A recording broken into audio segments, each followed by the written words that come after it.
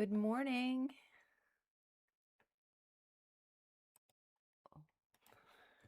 Good morning.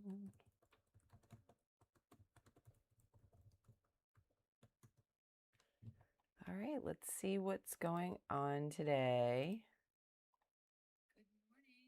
Good morning.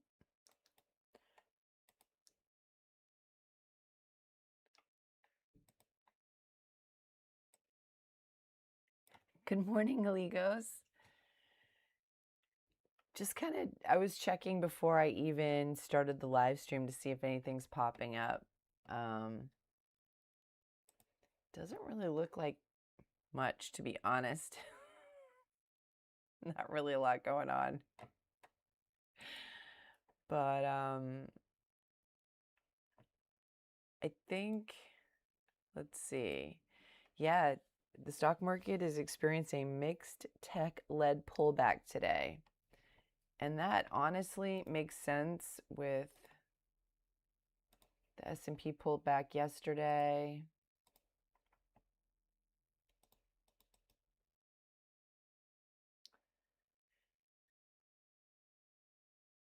So we're on a pullback on that. So the market as a whole is kind of,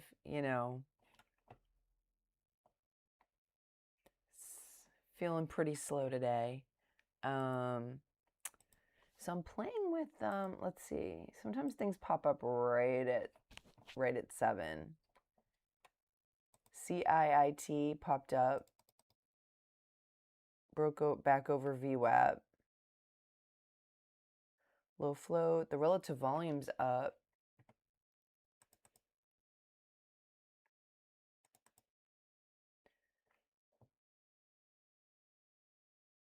Let's see, I'm curious if there's news. Okay, third quarter results, earnings of 1 cent per share versus a year ago loss of 43 cents per share. So that's a huge improvement. Okay, that's an improvement.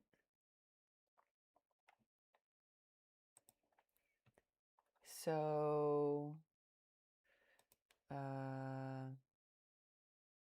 when did the news come out? Wait a minute, I want to look and see. When did the news come out? 5 something.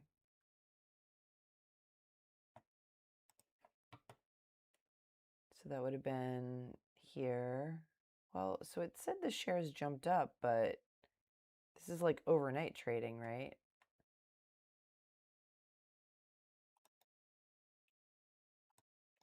I don't know, under $1, I struggle with these, so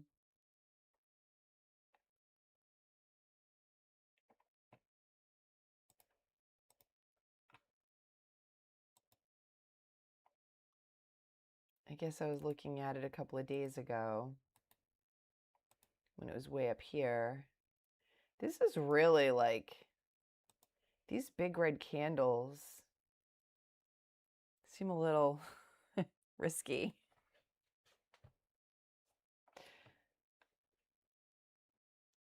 It popped up and flushed down over the course of the day. That's a big red candle.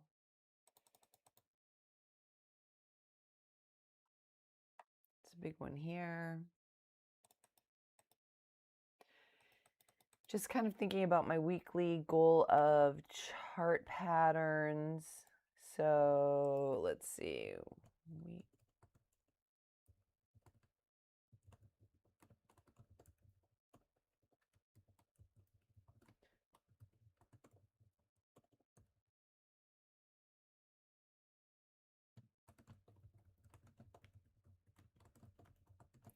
Okay, so my daily focus today is tape reading, and my weekly goal is chart patterns.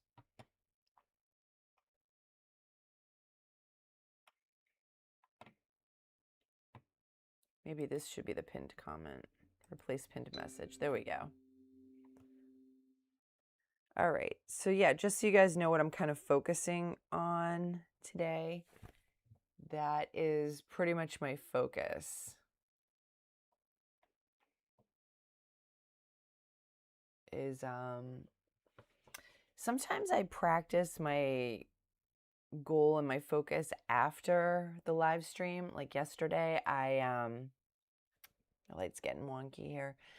Yesterday, I actually was able to flip green after my live stream. Miracles never cease, right? I was able to flip green after my live stream. And I didn't want to give up my green day. So what I did was I flipped to the simulator and I traded in the simulator, but I practiced looking at chart patterns and I practiced working on level 2 because that was my Monday. Monday is level 2. So I don't know. I'm definitely struggling to see the chart patterns for sure. Let's see. I'm going to look actually at my Substack. I'm going to sign in and look and see. I have a list of chart patterns that I'm looking at because I feel like if it's going to be a slow day, why not work on that stuff during the live stream with you guys? But I do, so what I did was I just flipped to the simulator so I wouldn't end up giving back the green that I gained and just practice trading in the simulator, which is what as long as I'm green, I might just do that anyway, because it's too many times I've given back, good morning, Flip Flop.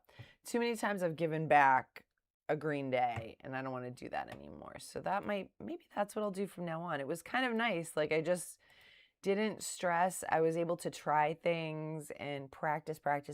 So I'll probably do that after the live stream. As long as I'm green, I'll flip to the simulator. And if I get green like I did yesterday, I was like, you know what? I'm just going to get green and call it and then practice in the simulator. So that worked out really, really well, actually. All right, so some of the chart patterns I am trying to identify are cup and handle. These are continuation patterns. Cup and handle, bull flag, which I already I thought I understood the bull flag, but now that I'm looking at things more deeply, I might not really get it as much as I thought I did. So bull flag, bear flag, a pennant, which is similar to a flag, but the consolidation is triangular rather than parallel, and ascending, descending triangle, which again, I'm still kind of understanding how that's different from the pennant, and a symmetrical triangle, converging trend lines with no clear directional lean. Okay, and then reversal patterns. Head and shoulders, an inverse head and shoulders, double top, double bottom, which that's pretty easy to read. Rounding bottom, which I guess is a reversal pattern, like a cup. It says it often precedes the cup and handle. Definitely don't know that one. So, yeah, just kind of feeling like that will be something I should look at today. So a couple of things kind of popped up, but nothing that's really grabbing me with excitement. Let's see. AIXI breaking VWAP. If I was going to trade a break of VWAP, this looks like a good time to get in.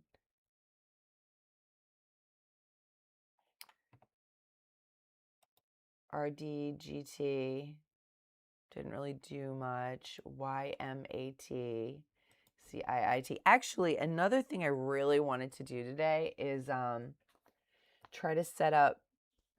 So I'm looking for other scanner options. I like Zendu Scanner, but I want to have like other scanner options to kind of. So today, one of my goals is to kind of see if I can set up the scanners on FinViz. I didn't have a chance to do that yesterday. But yeah, these are some things that are popping up, but meh. CIIT, The relative volume on this one is good, but I do struggle with stocks under $1. I do. However, we got a little flat top breakout brewing here, which is one of my favorite setups.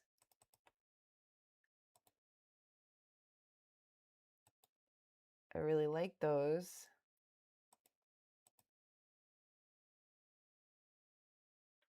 Volume's pulling back, keeps tapping. I mean, it makes sense, right? $1. It's right around $1. That makes sense. But, and the relative volume's good. The relative volume is good.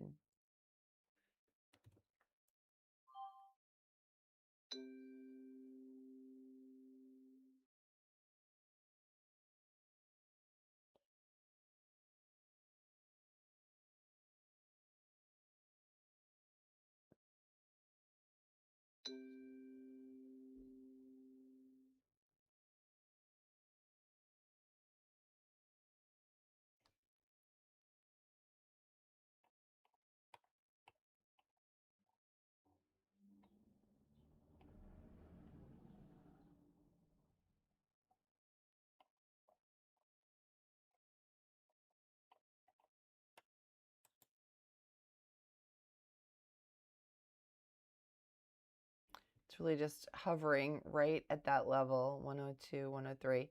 So there are some big sellers on the ask. Shoot. Big sellers on the ask.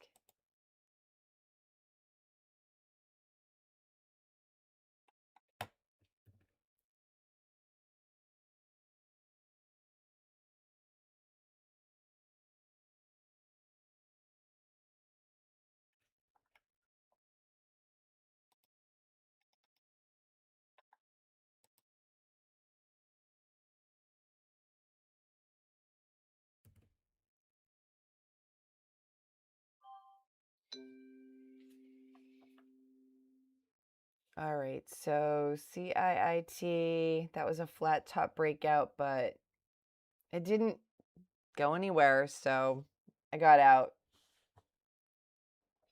And I saw those big sellers in the ask, and I was like, yeah, I shouldn't have got in on that, but okay.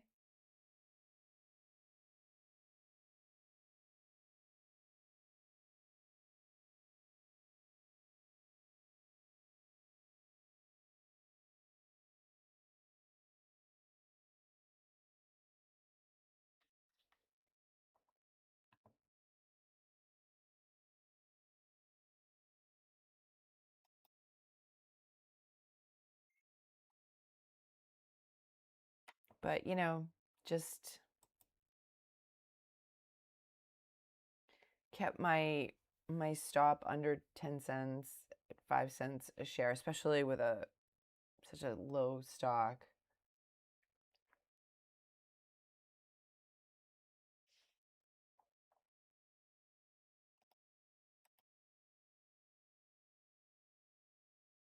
Look at this red candle, huh?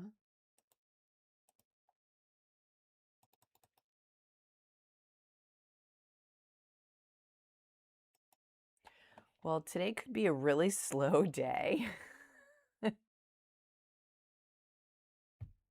You know, I mean, you get what you get, and you don't get upset. Isn't that Pinkalicious? One of my daughter's books when she was a kid. um,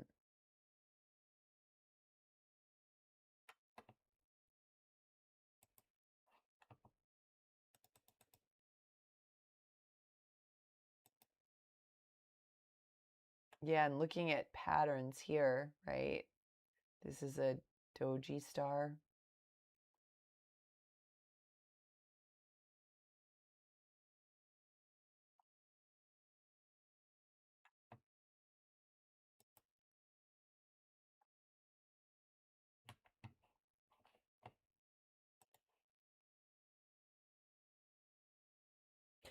Yeah, I know. Sometimes I do that, and then sometimes I don't, and I always regret it. You're so right. You're so right. Wait for the confirmation, right? Wait for the confirmation. Did AIXI? Ooh, it shot over high of day. That's a good point, Aligos. Thank you. I do struggle. That's where I have a lack of patience, is waiting for the confirmation on high of day. Thank you for calling me out on that.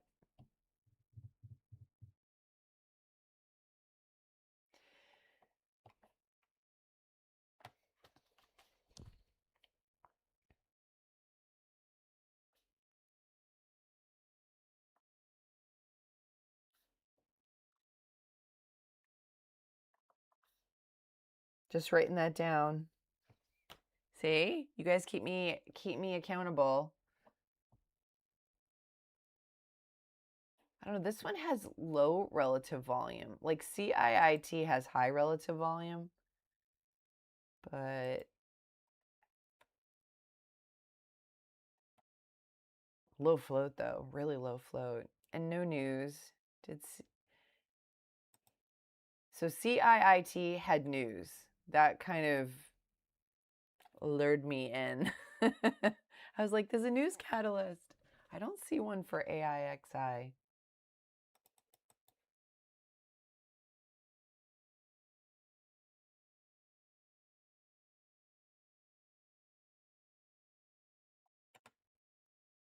Sometimes what I do is like I just try to trade off of the tape and the level 2 and not look at anything else. In the simulator I do that. So I was doing that yesterday. I was like, all right, if I hide everything, if I hide my chart, can I trade off of the tape and the level 2 in the simulator? It's really hovering right around 5, huh?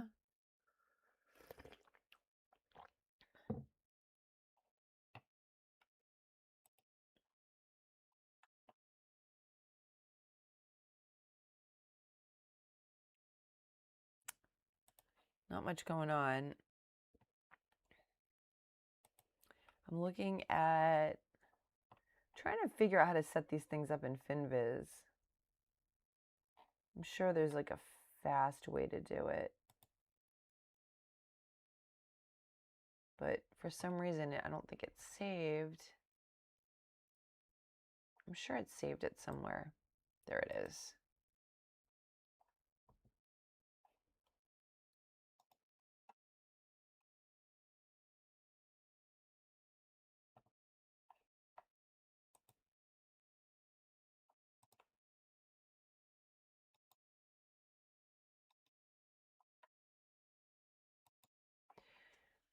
AIXI just kind of hovering under 5.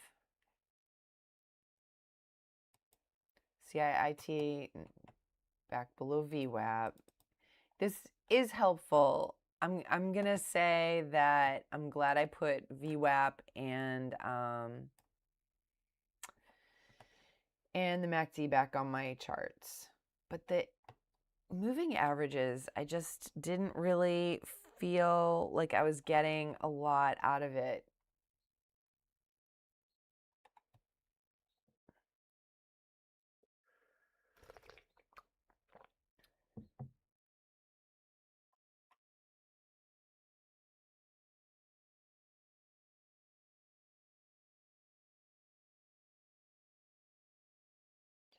So when I think about like the what's really happening inside each candle, I think flip-flop. We had this discussion because it occurred to me the other day that like last week, it occurred to me that like the price could be here in the bottom tail like the whole time, most of the time. Like it doesn't really tell you how long the price was at any point in this candle. But if I try to think about the story of a candle, it started here, never popped up any higher than this, dropped down, and ended here. But it could have spent time anywhere in this candle. But I'm trying to start to look at each little candle, like what happened. Like here, started here, maybe a slight dip, popped up,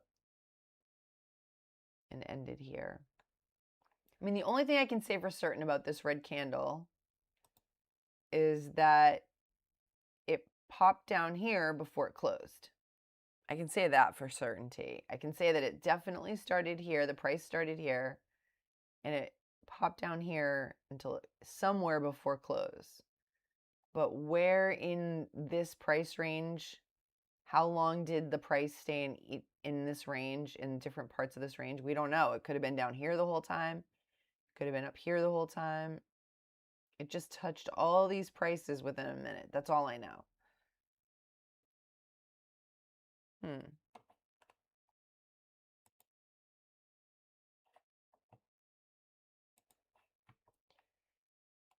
It is. I don't know.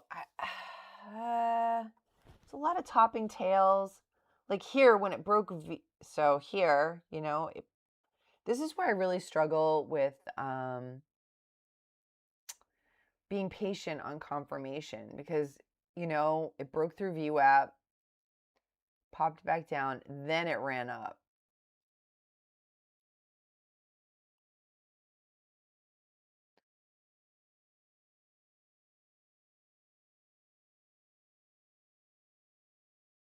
I don't know. It looks a little choppy to me. That doesn't look easily tradable to me.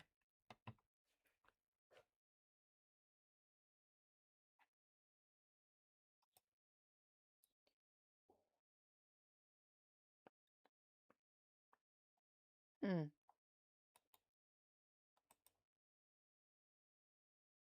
I'm trying to look at my list of chart patterns and see a lot of volume to break the high and then reject it. Oh, on CIT. I know, right?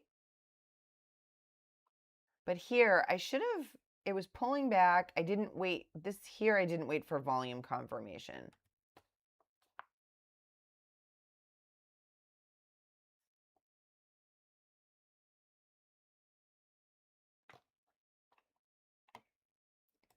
YMAT just kind of, this is VWAP chop, right?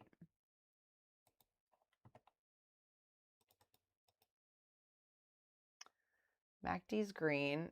Oh, look, there's a big volume candle here, but the pressure didn't stay up.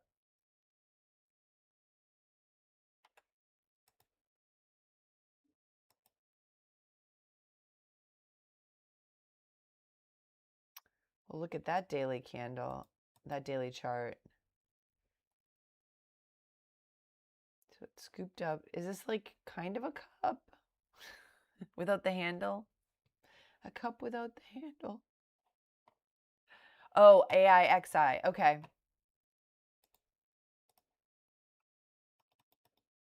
Right here. Right here. And then this right here. Oh, this candle. And then rejecting, right? A lot of volume. And then just kind of, yeah.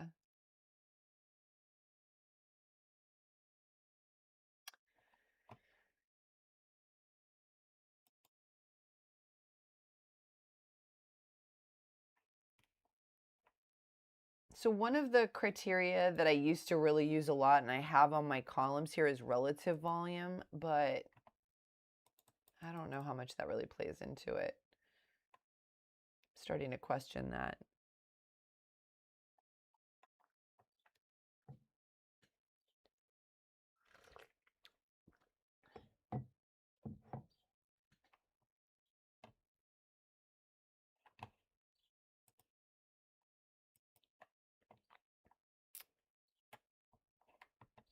Yeah, right here. Look at that big volume candle.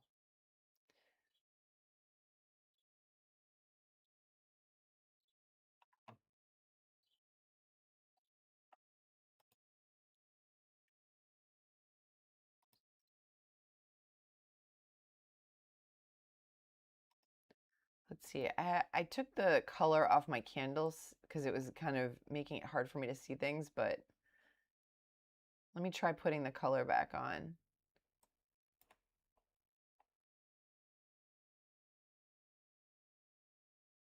It's funny how kind of like making things really, really simple did help me a lot. It did help me kind of figure out whether I'm using certain things as a crutch or whether I'm actually looking at it.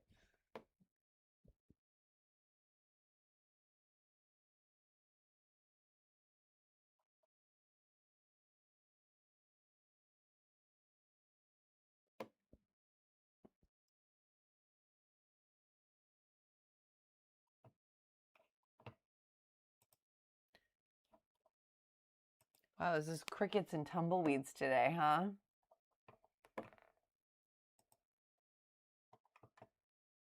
I made one trade attempt at a flat top breakout. Didn't wait for volume confirmation. Didn't wait for confirmation at all.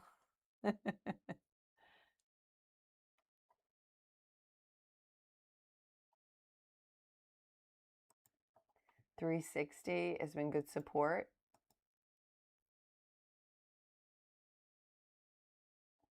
Right here.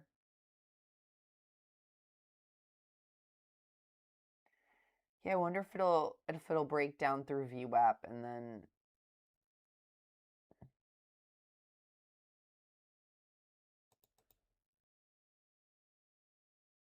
so you're saying down here, flip flop.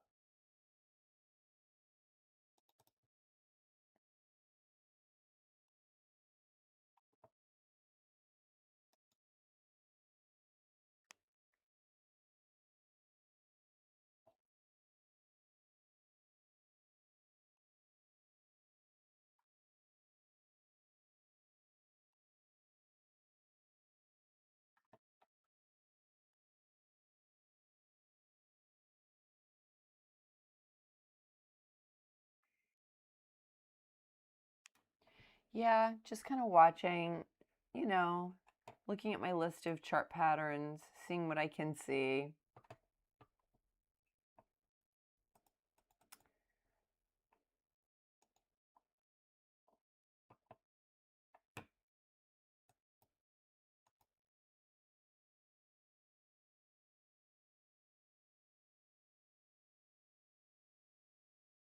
Well, I'm just pulling back. So this was the biggest volume candle right here. Right here. And the volume pulled back, but I did not wait for confirmation here.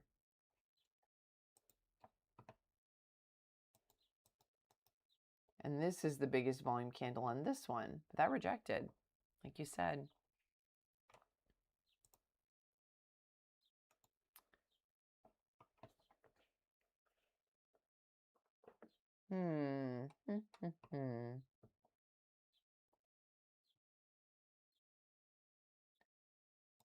YMAT, I don't know why I'm having this on here. I'm not going to trade that. I'm not going to trade that. Let's see, pre-market movers.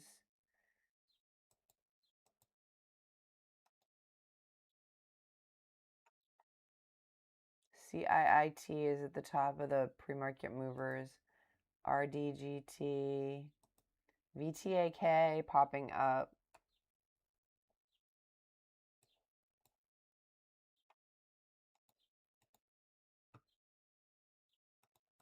A break of VWAP. Low float, high relative volume.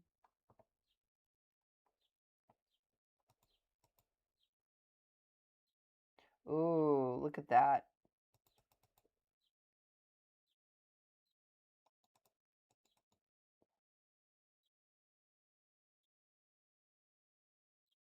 I think it's funny that Thinkorswim will have like a white candle for a doji, but over here they don't put the trades in between the spread in white. I feel like that would be really, really helpful, you know? AIXI, untradable due to how much it dipped yesterday. No trades yet, waiting for 7:30 a.m. Hey, buddy the dog. Yeah, I took one trade on CIIT, but I messed it up, but that's okay. I'm down $5. I'm okay. I'll be okay. And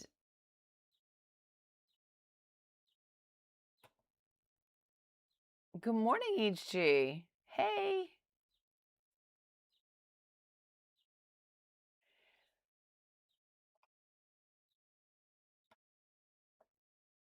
So right here, is this a head and shoulder, like a vague head and shoulders?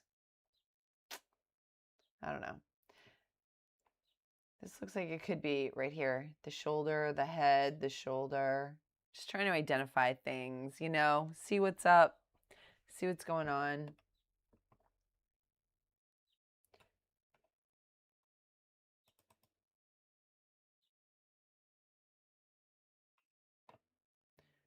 So VTAC has good relative volume, high relative volume, low float.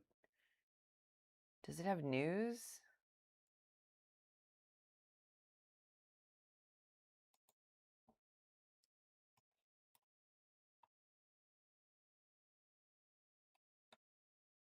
The company filed a prospectus for an offering of 68.07 million shares.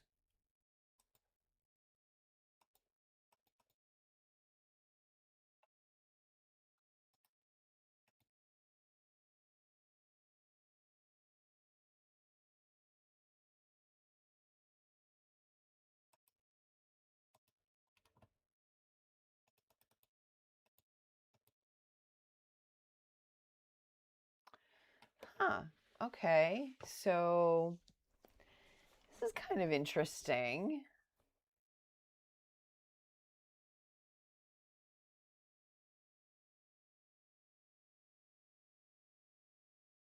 This is a Maribozu bullish, and this is an opening Maribozu bearish.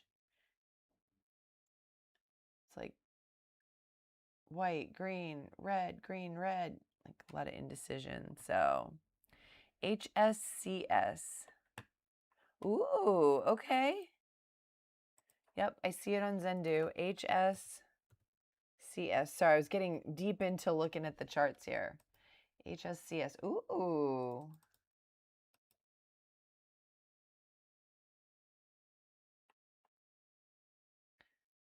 See, they do have news. They have a low float.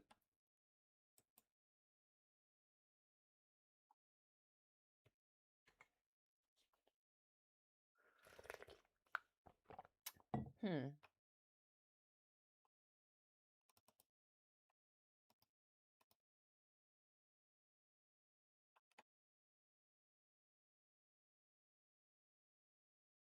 $368 is the first window. Okay. This could be a good one to watch. So I got a red trade on my first trade, so I'm actually going to reduce my share size. I forgot to do that. And if I get a green trade, I'll go back up. Ooh. Nice. Right here. Ooh, Aligos, that's nice. You're fast. You are fast. I'll wait to see if it does a pullback and goes for high of day.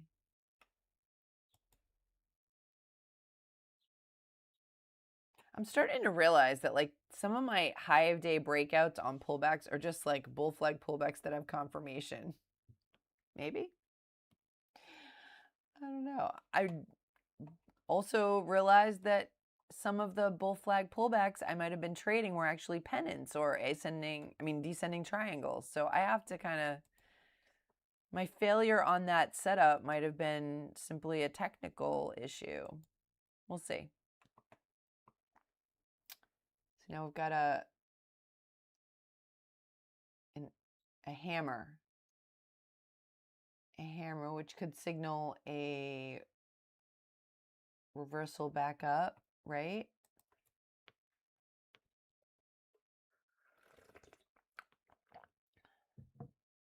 And it does.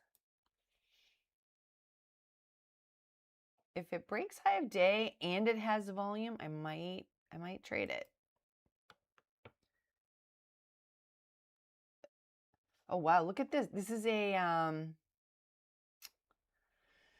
Butterfly doji? Dragonfly. Dragonfly doji. Sorry, wrong adorable insect. Dragonflies are so cute.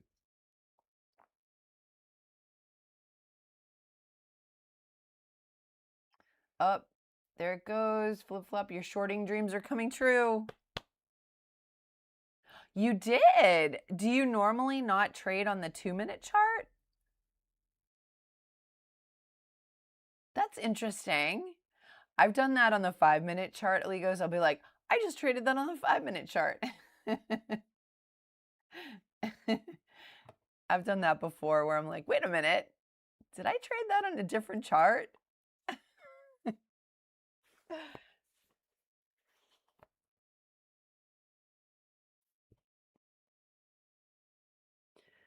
I mean, okay, so this has news. It has a low float. But yep, it just didn't.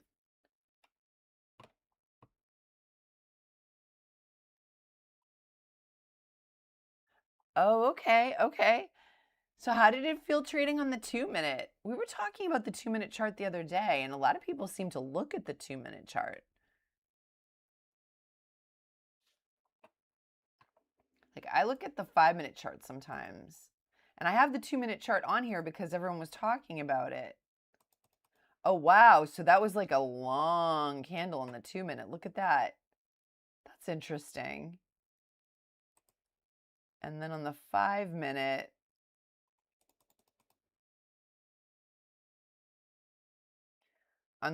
this looks like it's not doing anything. So interesting.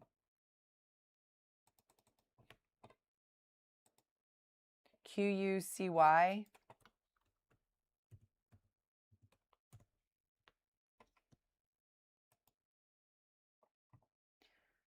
Quantum Cyber rolls out Quantum Station platform. Okay.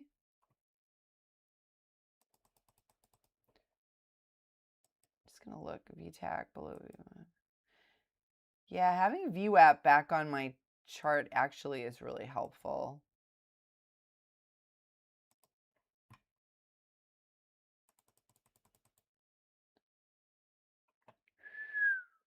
Big red candle.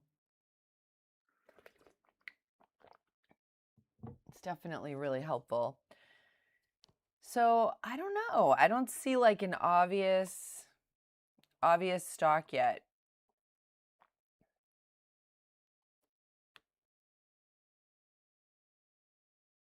This was actually a nice run up, but I don't see anything that's like, oh, this is the stock we're all supposed to be trading today.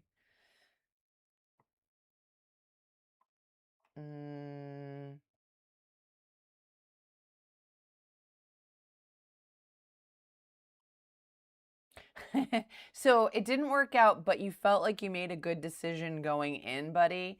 Like that's definitely where I'm trying to work on that. Like focus on the process and the decision making. And sometimes we're going to get a good result and sometimes we're not. But if we can, so okay, so you made a good decision to get in, but it just didn't hold up for you.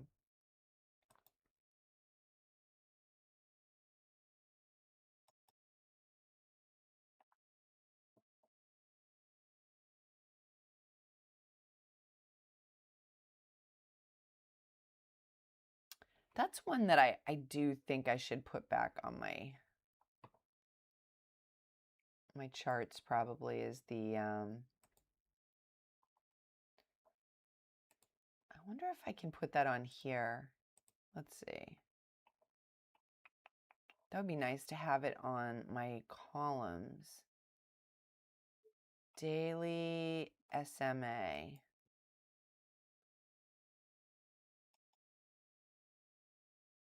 So if I click on here and I put this for 200, right? Let's see if that works. Save as watch list F. Let's see if that works. Oh, okay. I kind of like it here instead of on the chart. I like having it on the column. So it's saying that the 200 simple moving average is 272. Am I going to be a dork and like see if I can, I want to just make sure that that's correct.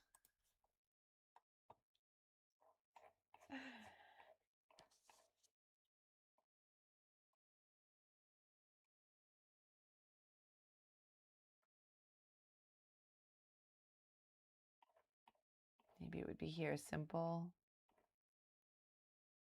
moving average, add selected,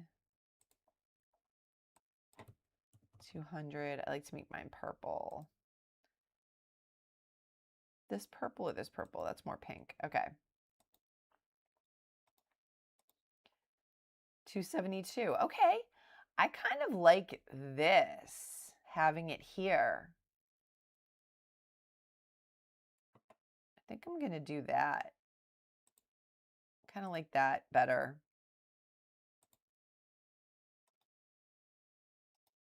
Having it in a column here so I can just check.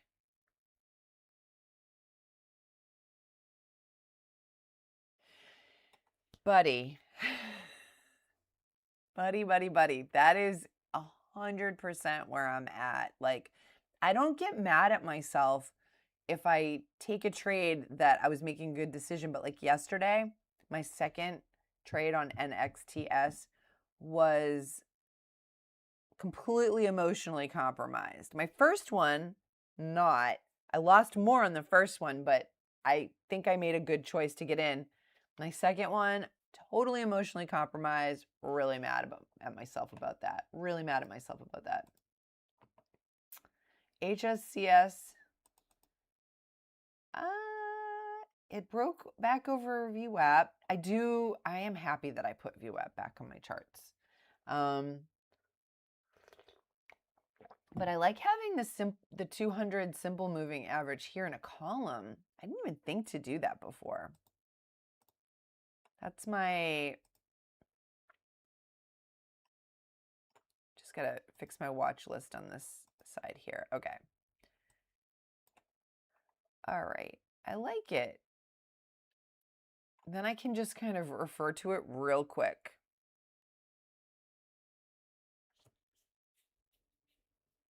And instead of having it clutter up my chart.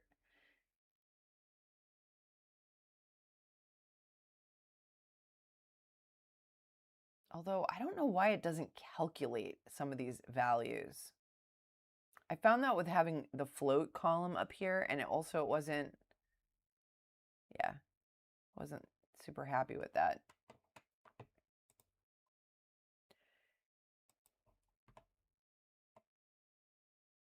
VTAC, GITS, bunch of lower price stocks,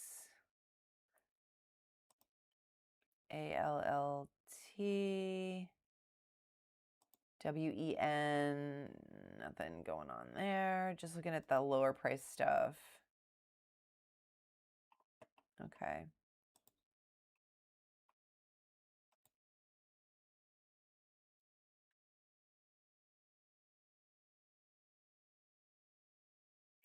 Right. Yeah, I mean, being patient is definitely the key. And I don't think anything's obvious yet. I don't feel like anything's obvious.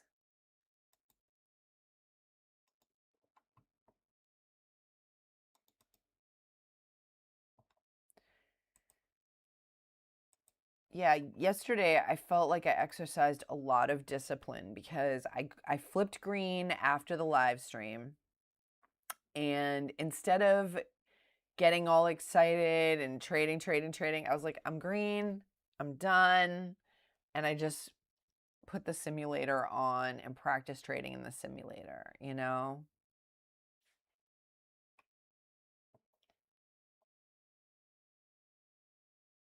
I mean, if this goes over high of day, I might, but let's see. Now it's over the 200 simple moving average. I'm glad I put that on there.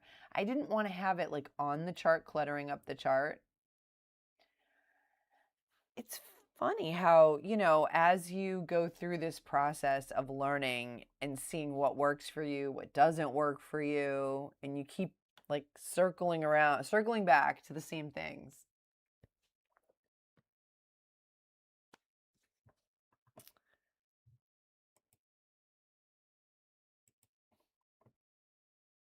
All right, so VTAC, no, CIIT. So CIIT has news, so I was really hopeful about that. VTAK has news. HSCS has news. Merger deal. AIXI did not have news. So maybe I'll just take that off my list. It's not obvious. It doesn't have news. QUCY has news, but made a round trip. So, but HSCS, the relative volume is pretty low.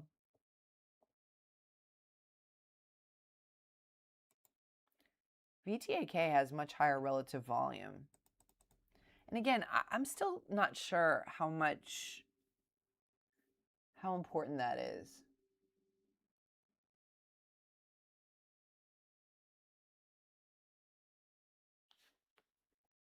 Still figuring it all out, right? Started off with warrior trading and using Ross's criteria for stock selection, but you got to look at your own criteria. I really abandoned my trading plan on Substack. I have to go back and look at it and see what I've got going on that.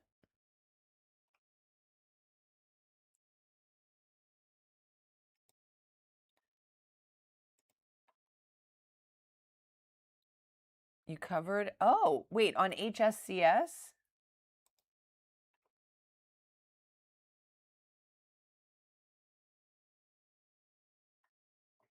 Yeah. Yeah, because it is above VWAP, right?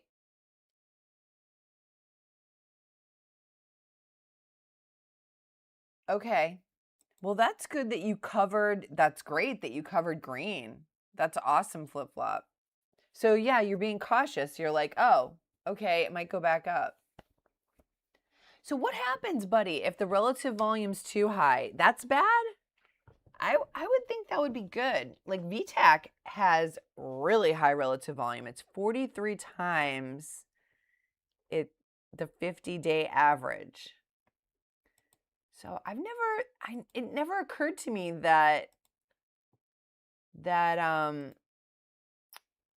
relative volume could be too high. Let me think this through. Yep. So the 200 simple moving average. So I've been using the simple moving average, not the exponential moving average. I feel like with 200 data points, the difference is negligible, but the 200 SMA is 2.72. Oh, it looks like it is really trying to come back up, I think. Too choppy, so thickly traded, any move up has instant sellers and vice versa. Okay. Thank you for explaining that. I wouldn't call that a bull flag. So I'm going to be honest, Aligos, I thought it's tickling the highs. I thought that I understood bull flags, but clearly I didn't because my metrics were terrible on them. But one of the things that when I looked up the definitions of bull flags, and this could be a bull flag, but here, this is like a false breakout. This is where I would get caught. Oh, it's going for high of day. Let's see if so it had volume. It's breaking through, but I want to see a confirmation.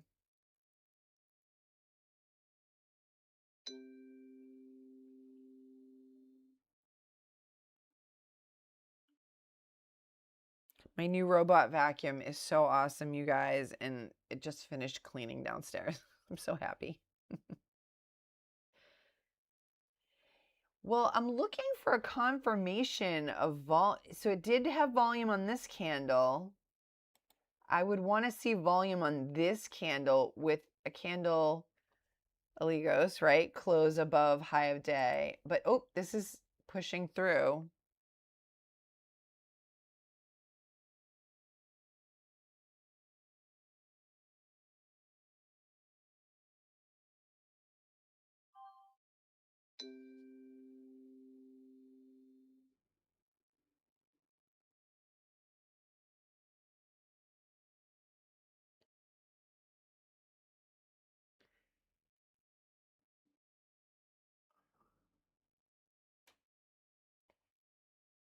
$56, $358, $360, $357. Up.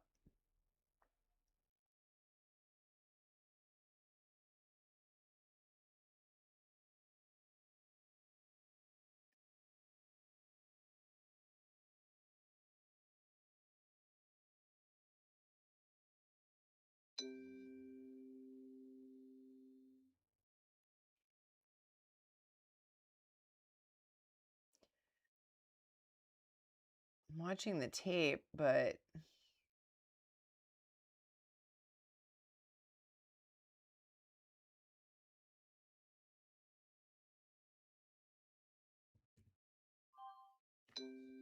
I'm out. I'm out.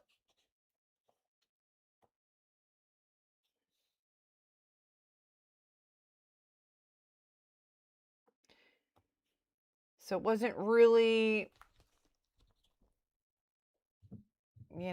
it popped up, but I didn't catch it when it popped above my price fast enough. And then, so, yep. All right, I'm going to reduce my share size again.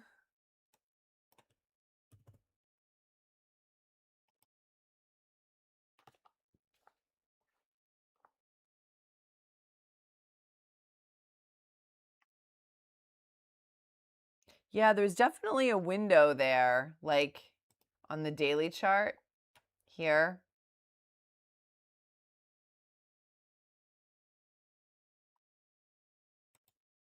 Potentially, But I don't know. I thought it would have more oomph. Kind of got in late. I got in late because I was waiting for confirmation, which the volume bar was up. It was the candle was almost closing. I thought it was looking good, but oh well.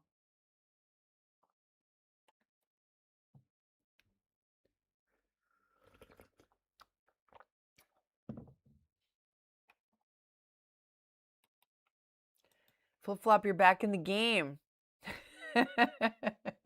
It's heading back down to VWAP.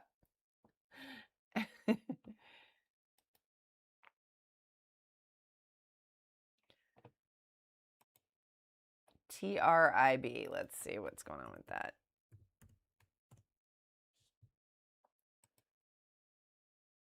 Okay, this has news. Shares outstanding. It's a penny stock, but let's see. They launched Trinovium, subsidiary focused on advanced liquid cooling solutions and fluid intelligence systems. That sounds like a real thing, and I like news about real things.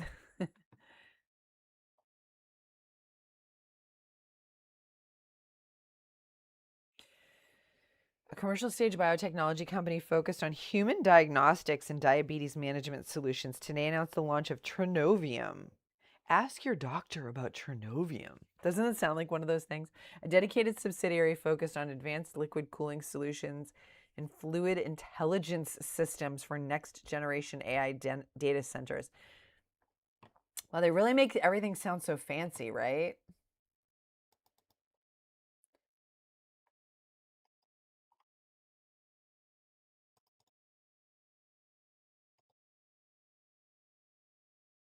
This ran up. Let's see, I'm going to look at the daily chart.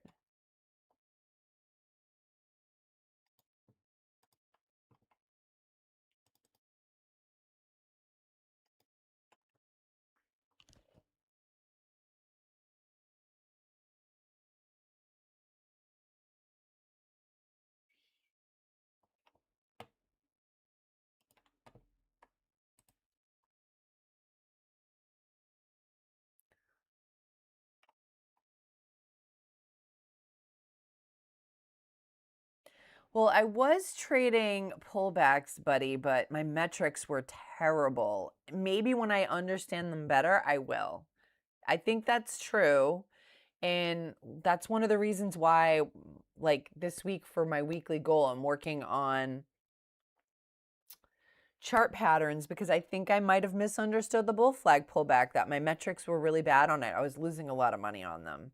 So I'm focusing on the ones I'm making more money on. But yes, I think as I get more experienced, I'll maybe go back to that setup. I agree with that. That's a smart assessment.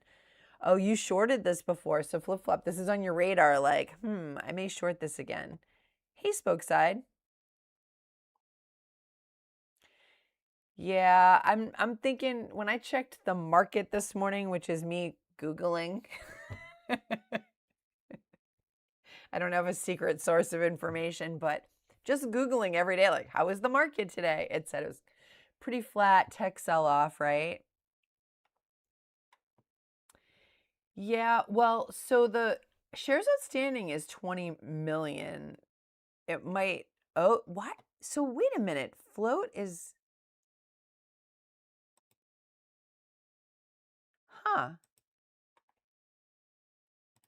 What am I missing here? What am I missing?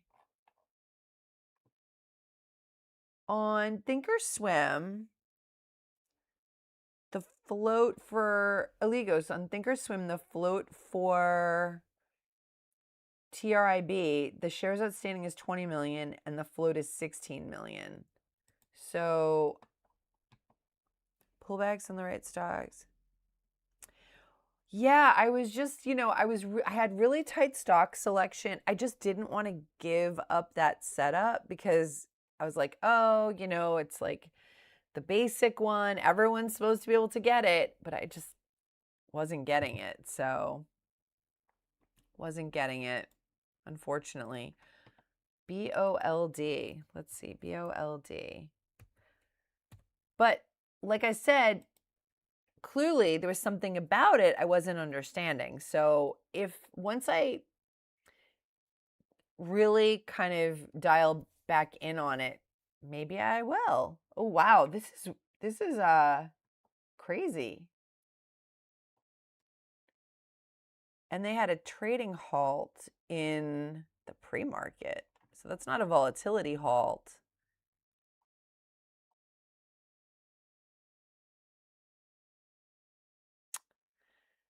Oh, interactive brokers?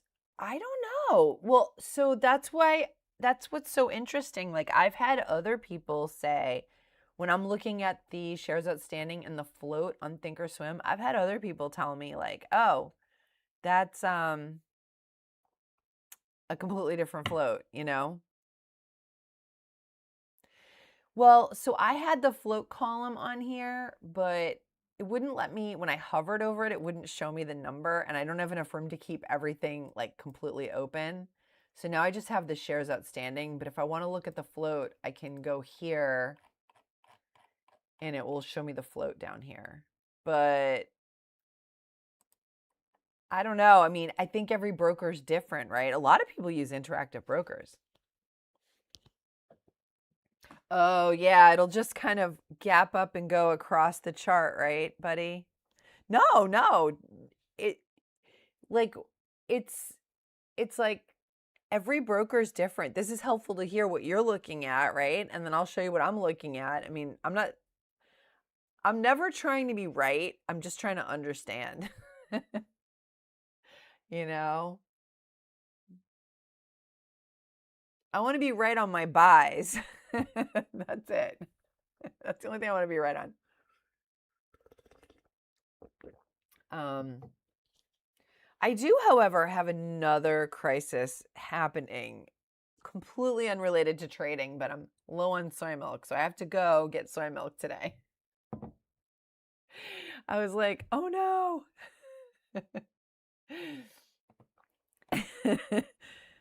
Completely unrelated crisis, but I only have soy milk for maybe one more mug of tea. So, look, I've got real problems, people. Low on soy milk. I don't want to have to go make my own oat milk today. It's so much work.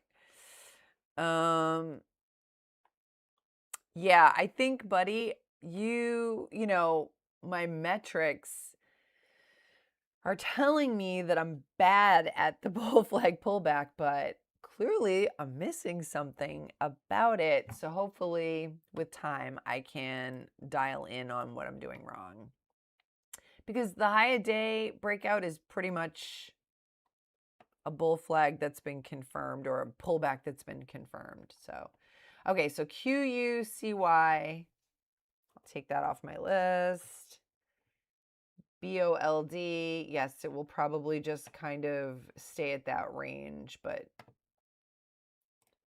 TRIB, nope. Nope-sies. Private placement plus merger deal. Interesting.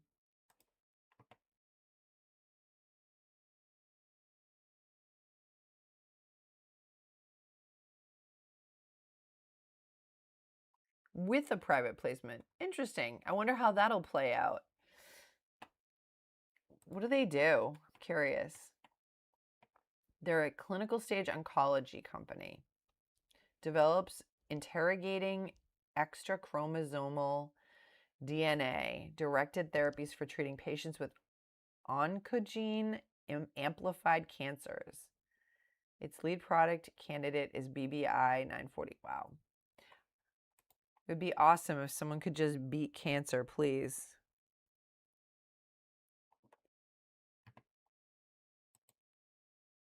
HAO. Let's see. HAO.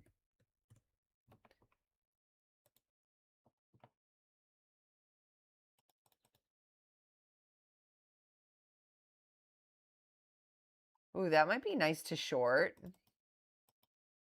It's a weird chart pattern, right?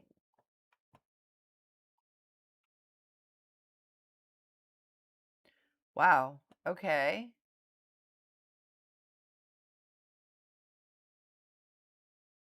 Low relative volume.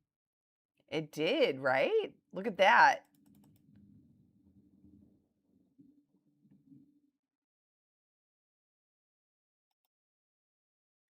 I'm just looking at the top of the pre-market movers. Oh, wow. Bold is dropping. Interesting. That's not what I expected.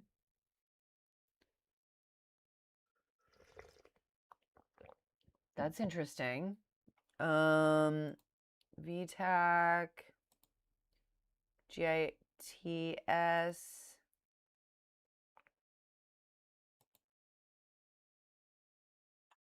IBM heading up. Nice. ARMP, not doing anything. ROMA, not doing anything. Just kind of looking to see what's popping up. Oh, SpaceX. Wait, where'd it go?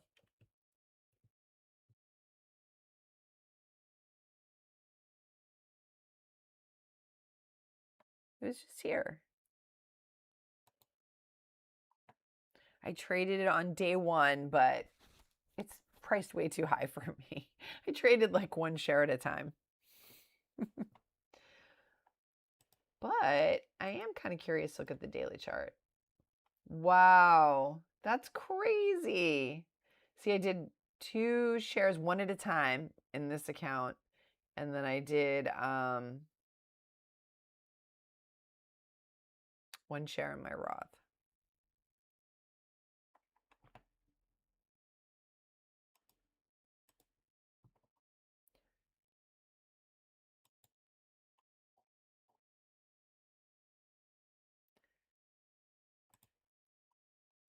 HSCS still kind of in the game, huh?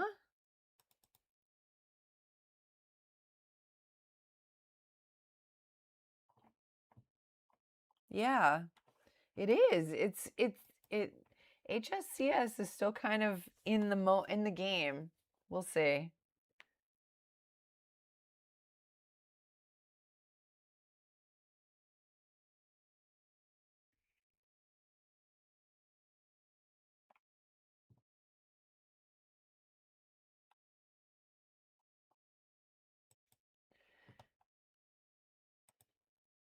All right. So is this a cup and handle? This? No, probably not, right? I'm really grasping at straws with these chart patterns. VTAK, I'll take that off. CIIT.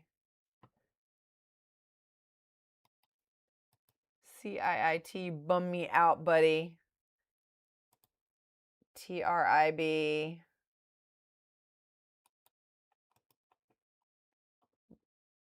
All right. BOLD, this is interesting to me. I thought it would just kind of go straight across, but I guess the private placement thing might have. HCSCS has never had this much daily volume, like ever.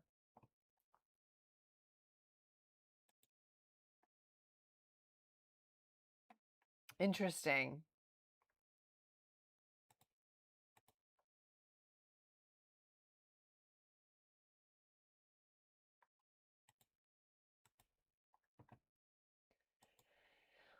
What is the obvious stock today? Is this the obvious stock? Because I don't think I'm experienced enough to trade this effectively.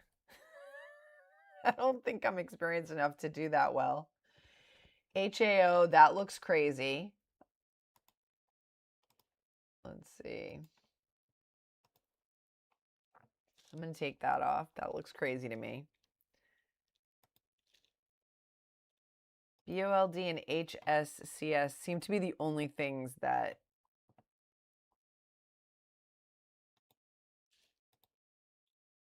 Wow, this is real slow.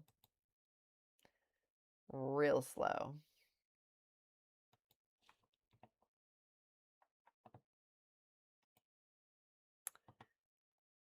There really is no obvious stock, I don't think. They're all kind of crappy. I think so. I mean, that's why I'm not really that upset about my two red trades. Okay. I mean, I used two of my good setups, my flat top breakout, high of day. Maybe they weren't perfect because of volume. On both of them, on both of my setups, I put no volume confirmation on the first one and not enough volume on the second one. So, yeah. Yeah, I mean, I think we're all just watching HCSCS because there's nothing else to watch. Wicked crappy. Exactly. Wicked. It's wicked boring.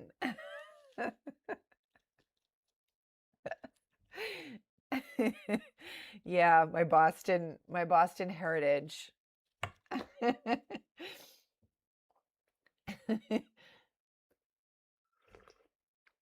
I don't smoke, but like the Boston accent really goes with smoking, like wicked boring. I don't smoke, but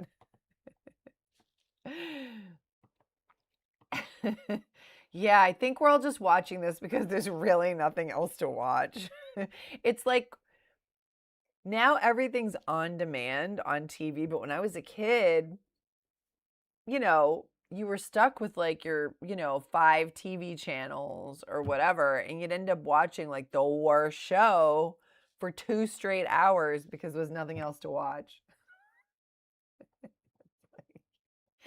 It's like, no, I don't want to watch America's Most Wanted, but there's nothing else on. So, Well, it tapped VWAP. Yeah, if there was something else to trade, I wouldn't even be watching this. And I'm not an expert, but this doesn't really look like it's winning any stock of the day awards. So let's see what's happening with BO. Okay. Again, really nothing going on. I mean, will I even have an opportunity to recover my red day today and try to go green? I don't even know. I mean, maybe at the open, we're past 8 o'clock. So, the 8 o'clock news is come and gone.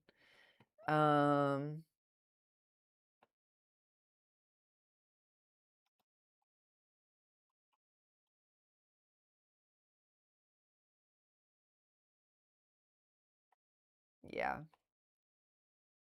Merger deal.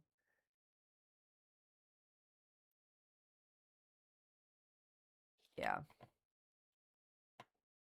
ATLN. Let's check it out. We have the time. We have plenty of time. Flip flop. Let's check it out. Yeah, I mean, something could pop up at 8:30, something could pop up at 9, and then, maybe something at the open. We'll see if there's an obvious stock today. I would really like to at least come out of this day break even. I don't even care if I have like a $2 green day. I just would like to have a green day. $52 million government contract. Well, that's good news. I love government contracts because I used to do government contracts. That was my job. I was a federal employee for 17 years for the US government. And anything that's federal contracts, I'm all over it.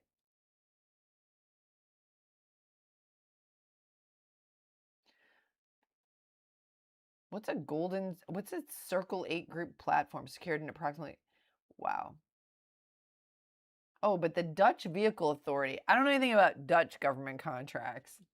It's probably good, right? It's funny when I saw the news, right? I was like, 4-year contract, because we usually that would be unusual for the US government. It's usually like 1 year, 5 years. And then I was like, "Oh, Dutch Vehicle Authority." The federal contract bus. I killed the federal contract business. Well, yeah, I mean, they basically said, "Hey, last year, you can stick around, but we're getting rid of people." So I took the buyout last year because, they were going to get rid of people anyway. I mean, honestly, AI can do a lot of the grunt work for federal contracting. It's not, you need people for sure. You need people absolutely to use discretion, but you can do federal contracting now with a lot less people with AI, right? ICCM.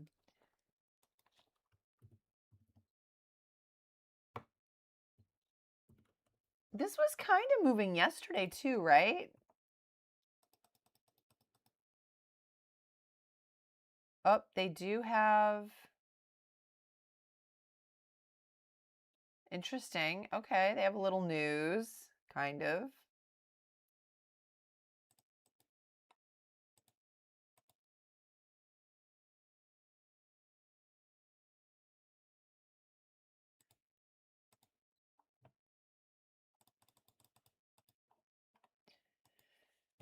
I need to work my way back up the share size ladder here.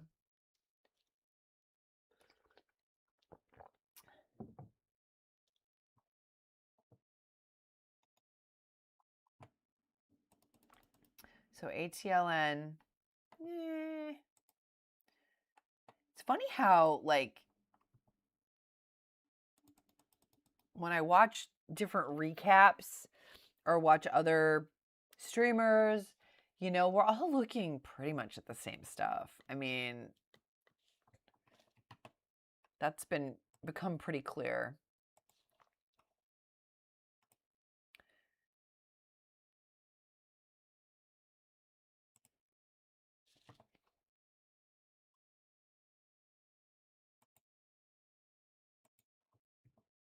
Wonder if this will go for high of day.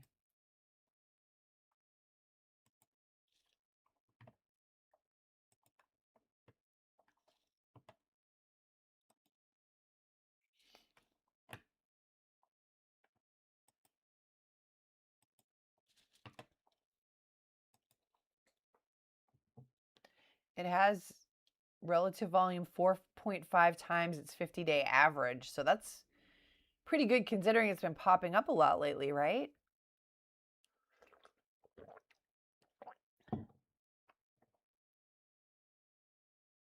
I like having a column for my simple, my daily simple moving average. I like that. That's cleaner than having it on the chart because I really don't need it on the chart. You know what I mean? BYAH. Yeah, the catalyst is like,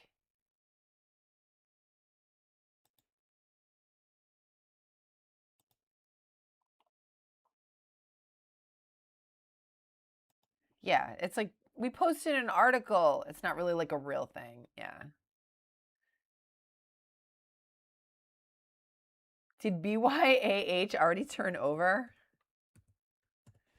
Sorry, I'm not really quick on the uptake this morning. Oh my goodness. Wow. Hey, Stargazer. Wow. Yeah, Tuesdays and Thursdays, I'm always more tired because I stay up late Mondays and Wednesdays.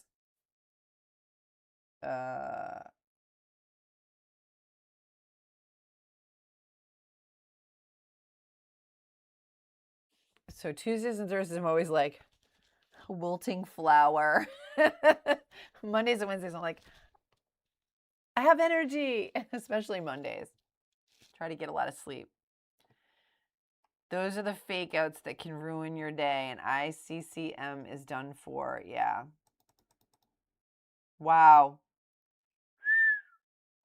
So, yeah, I mean, I'm kind of looking for something that's going to have a little bit more staying power. ATLN broke high of day. I missed it, but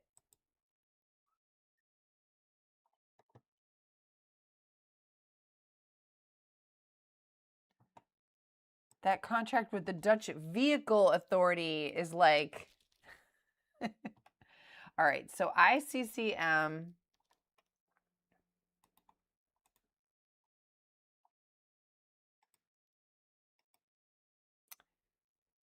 I'm just keeping BOLD on here out of curiosity and fascination. BYAH rolled over. ATLN, this could be the one we're all watching now, potentially.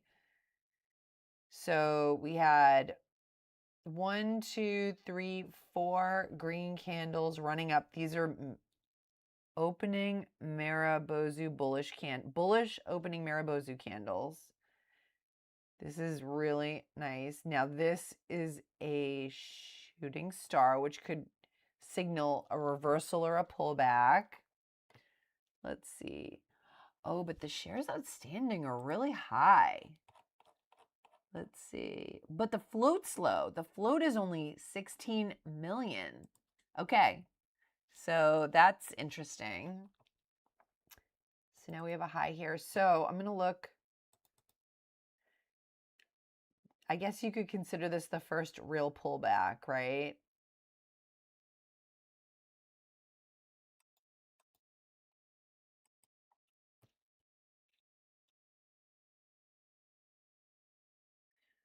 Weak catalyst for this market today. Yeah, weak catalyst. I know some of them are. It's like, we published an article. That's not real. Is that really news? That's not really news. But does the public perceive it as news? Like, there's not a lot going on today, so maybe that's enough.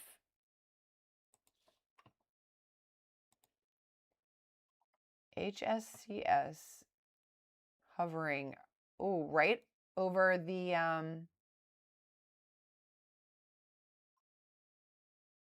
it's hovering right around VWAP.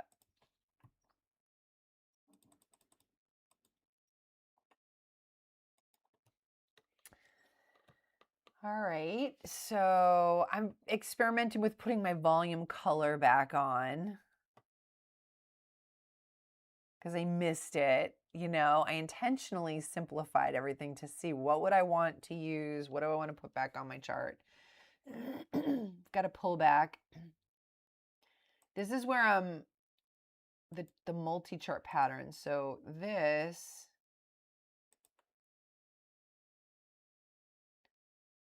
is this a pennant?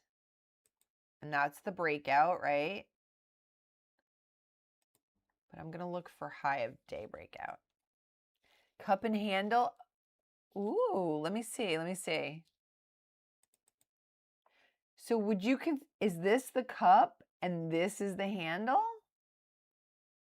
Oh, thanks, Stargazer.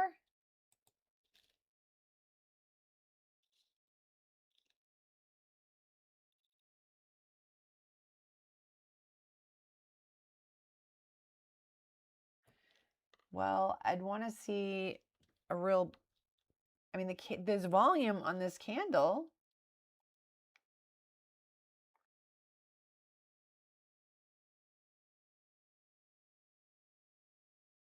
There's volume, and a cup and handle is a continuation pattern, right?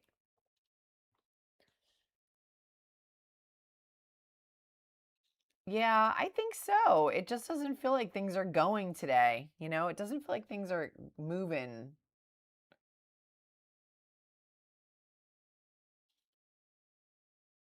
From 817, right? Okay, so this is the handle. So this is the cup and this is the handle. Okay, so now that's supposed to be a continuation pattern. So the thought process would be that from here it's going to go higher, right? Thanks, Stargazer. You're good with the patterns. I guess I was thinking that this part of the cup had to be at the same level as the other side of the cup. Okay, so you don't think that's a cup and a handle. All right. Do you see another chart pattern there, or is it the handle wouldn't be higher than the first leg of a cup? Okay, interesting. That's what I'm, okay.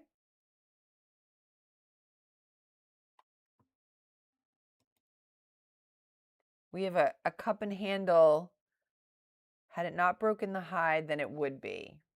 Interesting. Okay. So is a cup and handle, you're saying it's more like a double top and then it has another little swoop.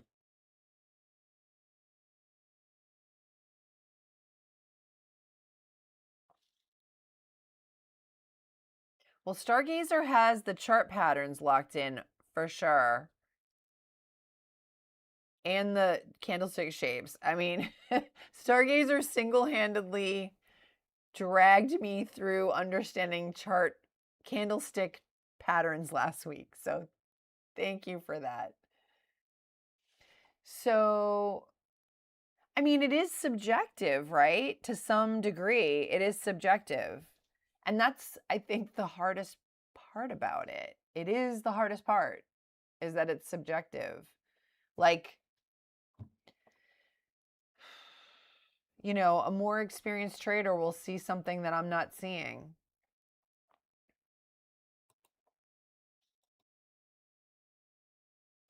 Yeah, exactly. In the red corner.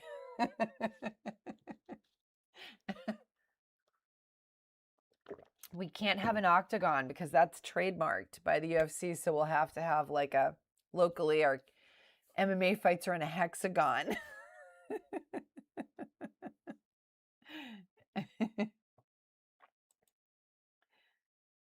Well, I'm glad that we're having this debate because it is really good that you're both kind of throwing your opinion out there because honestly, everyone's going to see something different, right?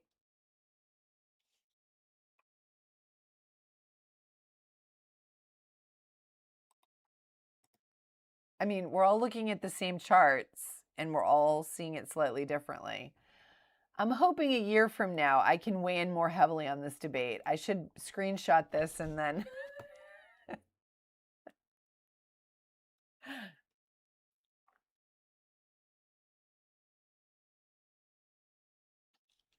Okay. Yeah, I mean, I do see it, you know? I do see it. And I think this is where,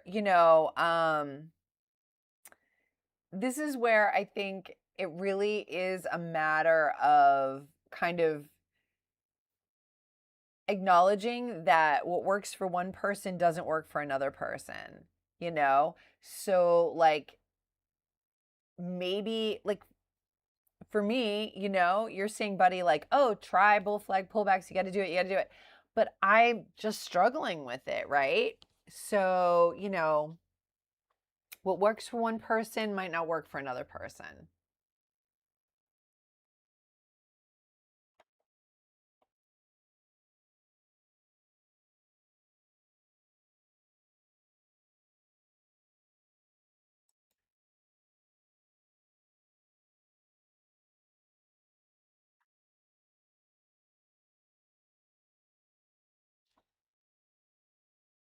Right here, Stargazer. Yeah.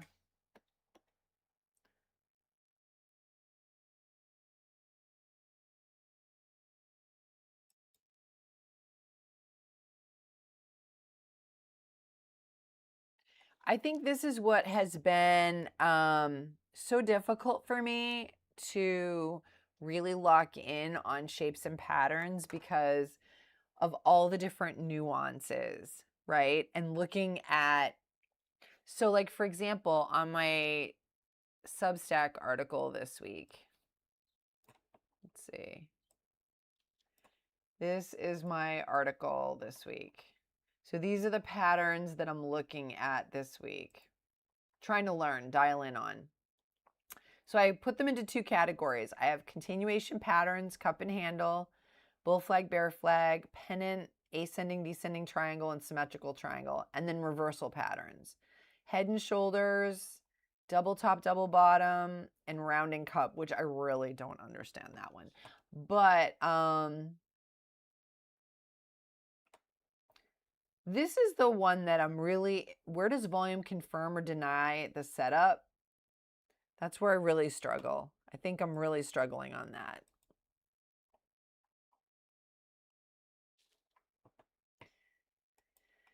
Because I never, I know it sounds kind of silly, but I didn't really think about with the chart pattern, like, of course, the volume is going to really affect your interpretation of the pattern as well, right?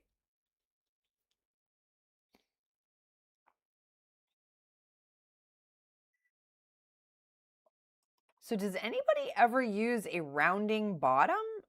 I don't even think I can understand that. Like, I'm not even sure I understand that one. It's supposed to be the inverse rounding bottom chart pattern. It's supposed to be the opposite of the cup and handle.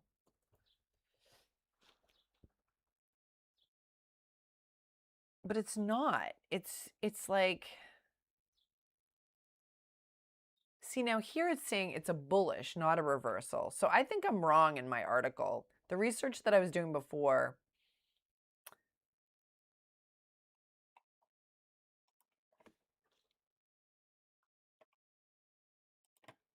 inverse. I think I had this all backwards in my article. I'm going to have to correct it.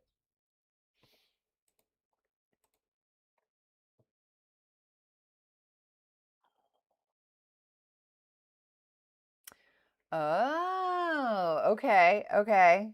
Half cup, full cup. Okay, okay.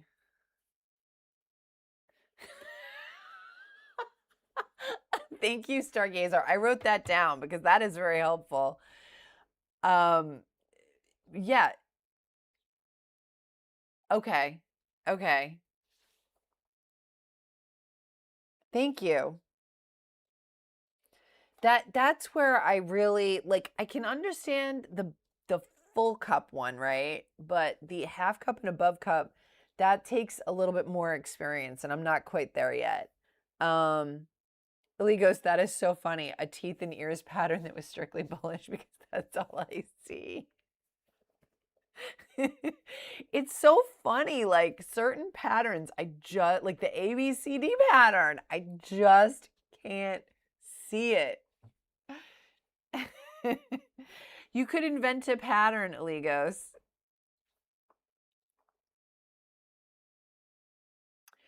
Yeah, that's the other thing, flip flop, which is kind of why, to be honest, I'm going to be honest, I have struggled to dial in on this, kind of procrastinating for that reason, because I am a very linear person and I am a minimalist. So the nuances of interpretation kind of put me off procrastinating learning this. But I do think that this is really, really helpful for me to dial in on it because for this discussion is exactly what's confusing about it, right? We're all having a completely different interpretation of the exact same chart.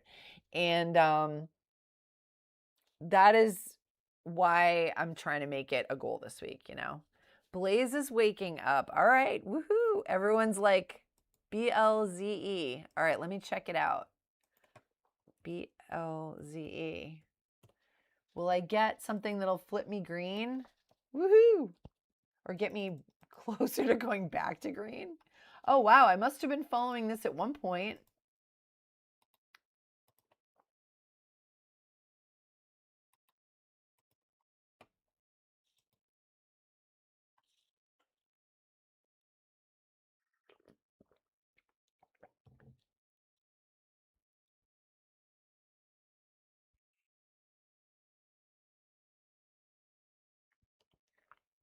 Okay, so let me take a look. I don't know. I just kind of zoned out for a second. I don't know what just happened. All right. So I was like, just watching the colors form. Okay. So very low uh volume still. It's under a half a million in volume. The float's kind of high. I mean, the shares outstanding is kind of high. Let me check. The float is kind of high. It's according to Thinkorswim, the float is 57 million. So this is higher float than I would normally look at for sure. The 200 simple moving average is 6. The relative volume is still pretty low. Let's see. Do they have they have news? Ooh, I don't know what exabytes are, but that sounds like good. News deal with CoreWeave. Okay. They seem to like holding highs in the past, so you're not shorting. Ah, okay. So that's interesting because like you've got this whole mental catalog, right? Flip flop of like stocks that you've traded. When something pops up, you're like, oh, I remember that. Like that's just starting to happen to me. Well, I'll be like, oh, I think I traded this before. Interesting. But let's see. It's a little high for me. We're approaching $10, but I mean, I traded NXTX yesterday. NXTS.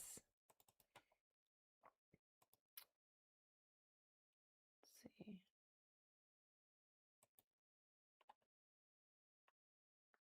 All right. This is an interesting daily chart.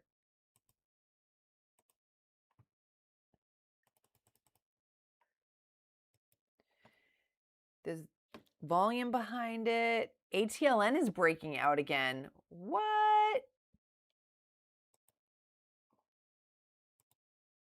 It is. Oh, broke high of day. But I think this might break high of day. So I'm going to keep an eye on this because we've got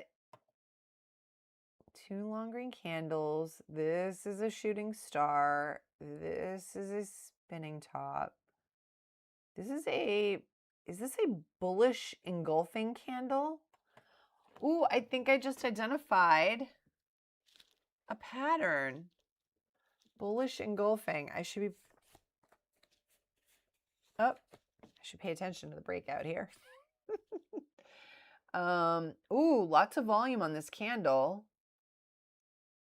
Lots of volume. Higher float. It is, yeah, definitely. Is it easy to borrow on Thinkorswim? Hard to borrow on Thinkorswim. So, oh, it's pulling back again. So it had one pullback. This is good volume on this candle. Look at that. That's the candle with the most volume right now.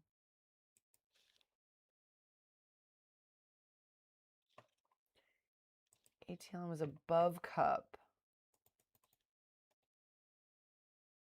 Oh, right here. Right here?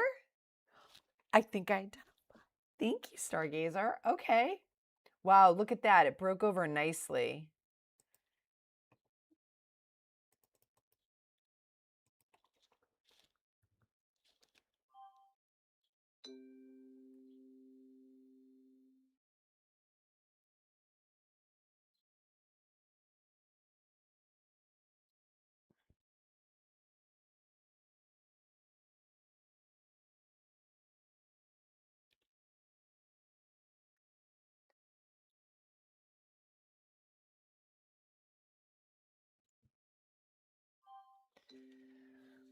Well, that was like 2 cents a share because I only was trading with 25 shares. So that was like 2 cents a share. BLZE was a high of day breakout. And it did have volume. Did have volume. Okay. The cup was below the handle. The cup was from 809 to 816.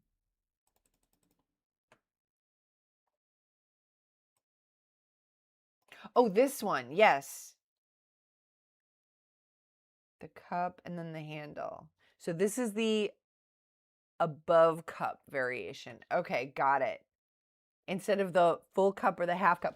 I wrote that down because I wouldn't have even thought of that, but this is why I wanted to talk about it, because you can see we all have a difference of opinion about what things are. And Stargazer, you're really dialed in on the variations, which I love. You kind of carried me through chart candlesticks patterns last week. You poor thing. You're like, this woman doesn't know what she's doing. But I think, where's the bullish engulfing? I want to see.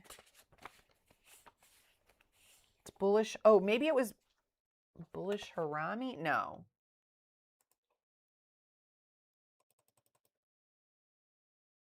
Right here. Not bullish harami. Harami is when it's smaller. I think it's.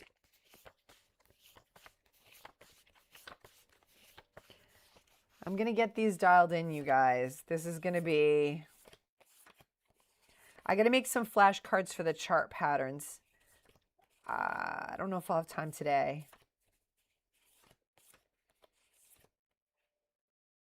Piercing line.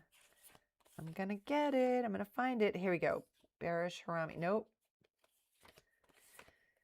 Bullish engulfing. Bullish engulfing.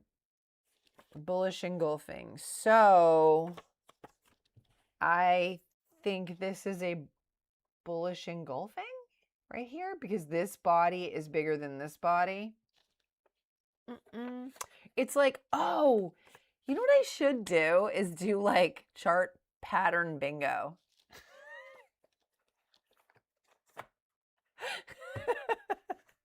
That would be kind of fun, right?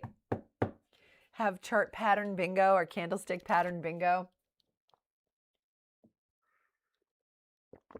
And then when people see things, you know, we can mark them off and see who wins bingo.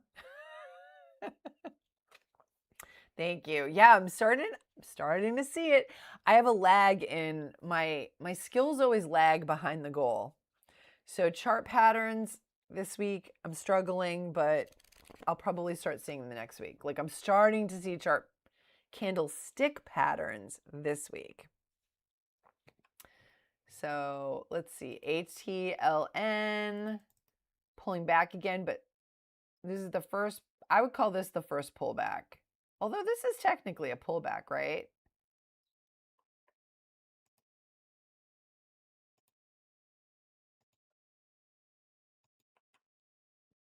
There is a trend line.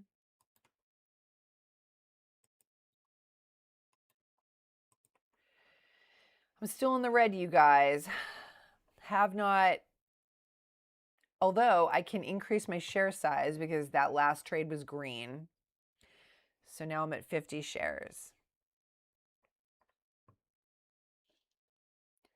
So you were trying for 920 long here.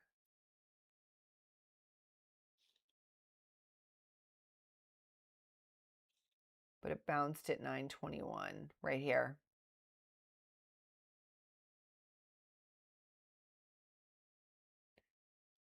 Oh, you were trading long. So here, these pullbacks, I'm still really struggling with the pullbacks. So here, that's not a clean pullback.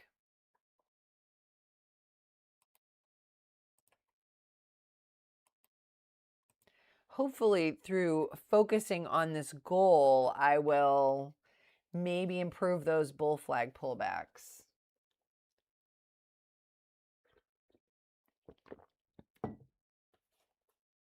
Yeah, but I have to make my flashcards for my chart patterns too. Honestly, the flashcards, super nerdy of me, but really working. So 3 outside up pattern. Oh, so this would be a 3 outside up. I think I have that on here. Oh, I haven't made those flashcards yet. I have it on my list because or did I make those flashcards? 3 outside up. Because I know we talked about the 3 outside up the other day.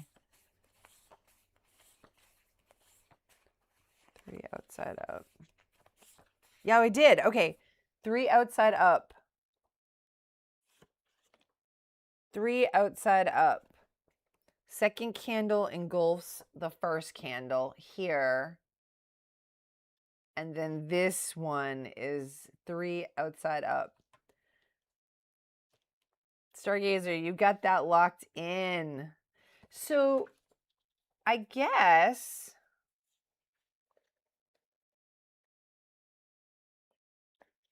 this just occurred to me.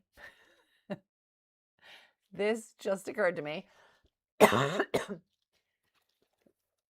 Do most of the 3 candle patterns contain a 2 candle pattern?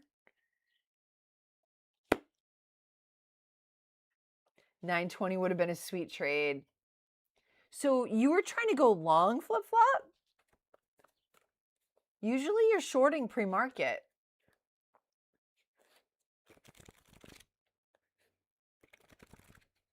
Yeah, 920 here. Oh man. I don't know. I tried for this high of day, but I wasn't willing to sit through that. 3 outside up, so I was going to 3 white soldiers. Interesting. Okay. So here, 1, 2, 3. That's 3 white soldiers right there. Aw. Flip-flop's like, I just want to be part of the crowd that's trading to the long side. I know, nothing's really popped up for shorting, right? Blaze is the one that likes to hold that. That's true. That's true. So that's smart. You know when to go long, when to go short. And that's that level of experience, right? That's something you would only know because you've been trading for a while. And you know, oh yeah, this is one to go long on. Good observation, Aligos. You're still holding ATLN. It's pushing $1.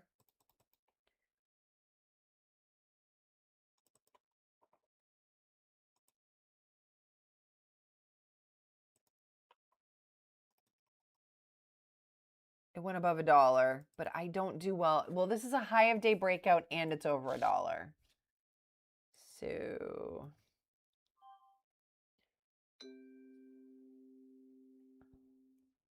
105, 104, 103, 104.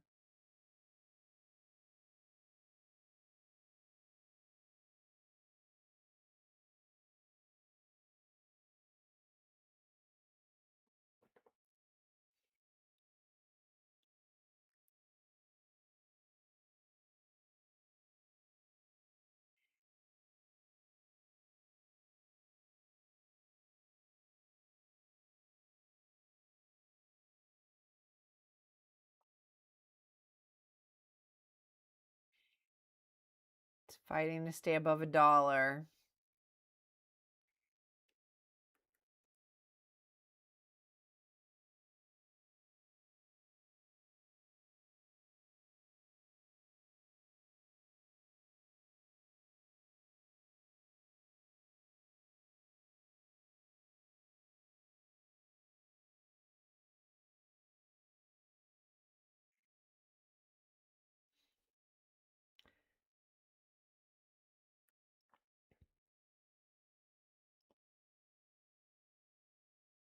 Oh, I see a big seller on the ask. Oh my God, 72,000, 64,000. So are people going to buy that up or?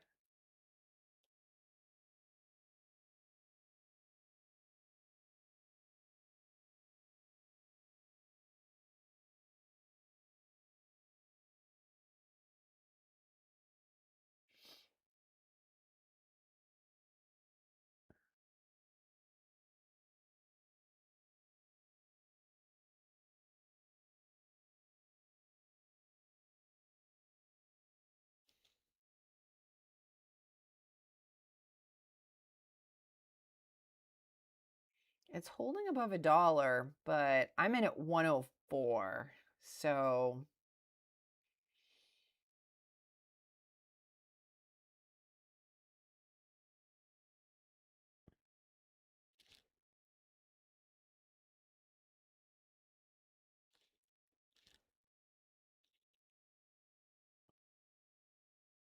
that's true. It's far from the trend line.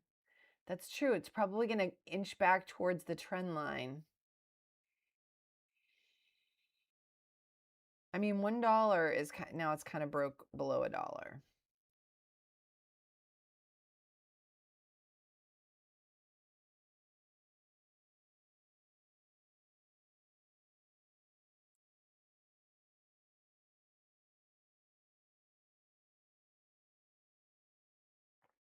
If it breaks that trend line, then I think that would be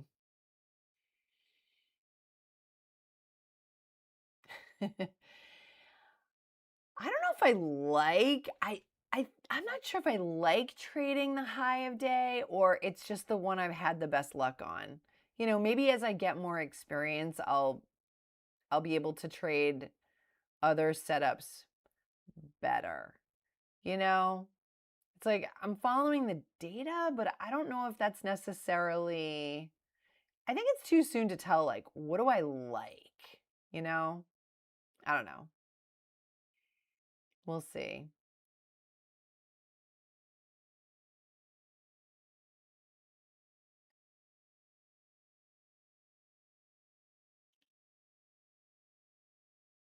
Yeah, I think so. Yeah, flip a danger, Will Robinson.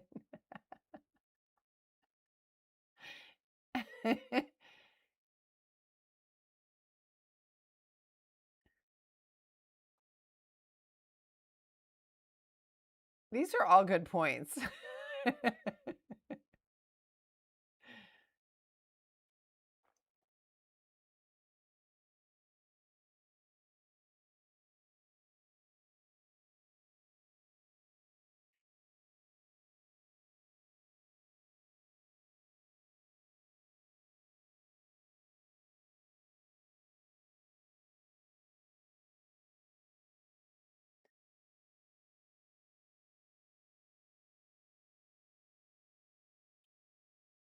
I don't know.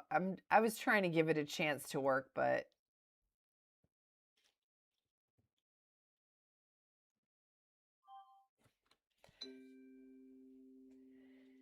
yeah, it broke that trend line though. So, uh,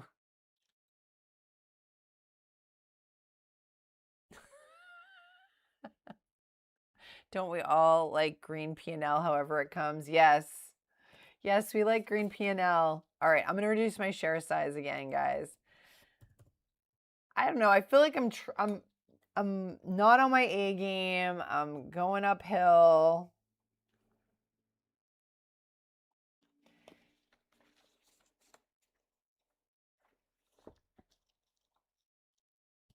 So maybe I didn't draw the trend line properly. Let's see. Maybe I didn't draw the trend line. Maybe it should be more here. But then when it broke the trend line, that was the right time to get out, right?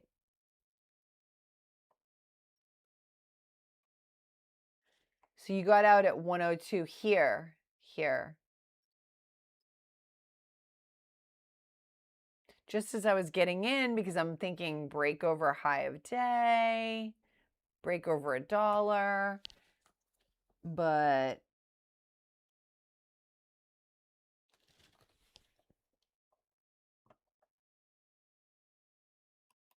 nothing really has enough momentum. And this is the thing, I don't do well on higher float, lower price stocks. I just don't.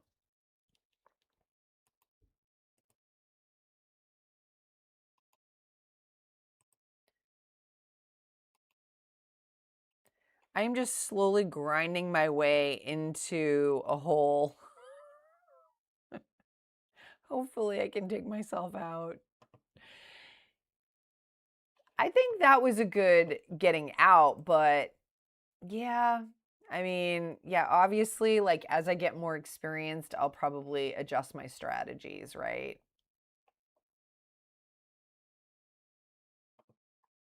But when I saw those big sellers, I was like, I should have just got out then. The 844 candle.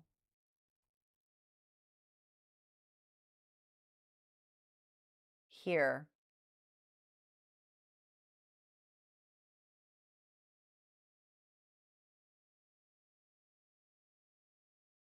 As it broke over this level here. Yeah, definitely.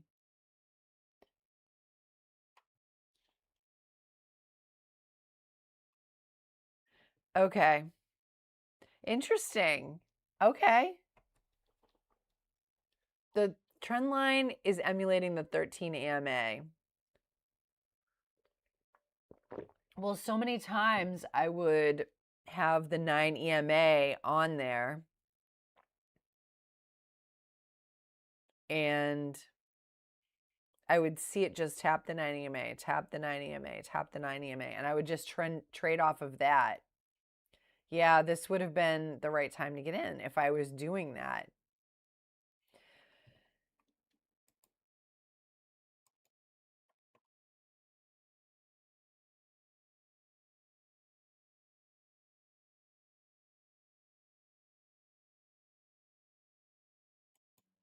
Well, I have kind of ground myself into a bit of a red day, but we'll see. I don't know.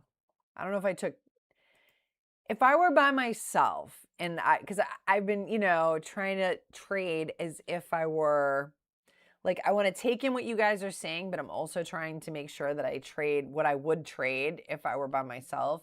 And I'm like, I would have taken these trades. I think I would have taken these trades. Let's see. Just going to add my trades to see what the damage is for the day. I'm at like 4 trades, 3 red trades, 1 green trade. No bueno. All right. We're almost at 9 a.m. Maybe we'll have something come out with news. I don't know. All right. So right now I'm at $17.36 with a 25% win rate. That's pretty bad.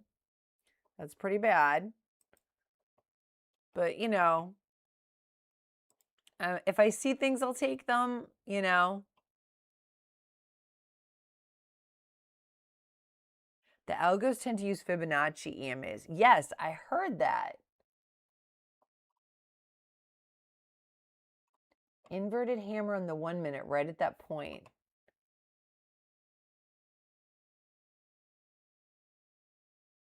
The inverted hammer. Right here? Is this the inverted hammer?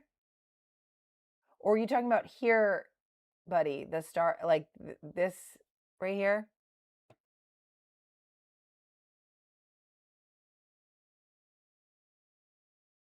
Got it. Okay. Yeah, I know a lot of people use the Fibonacci retracement, right? I'm still learning about that. I'm still learning about that.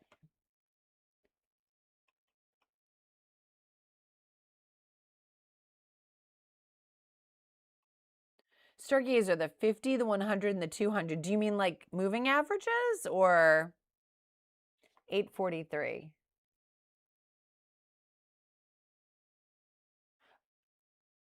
Oh, right here? This one right here? Yeah, I guess it is an inverted hammer. Thanks, buddy. Thank you.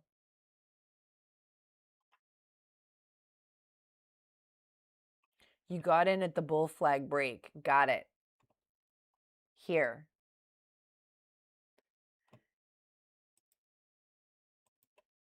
Yeah, I know, like, I remember learning about the Fibonacci. How do I put that on there? Wasn't there a way to do it on here?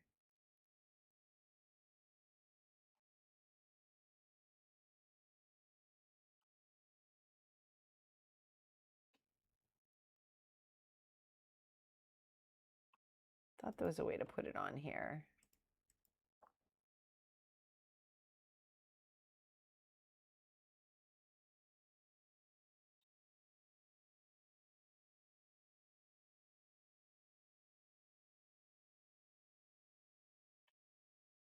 Can't remember how I did that.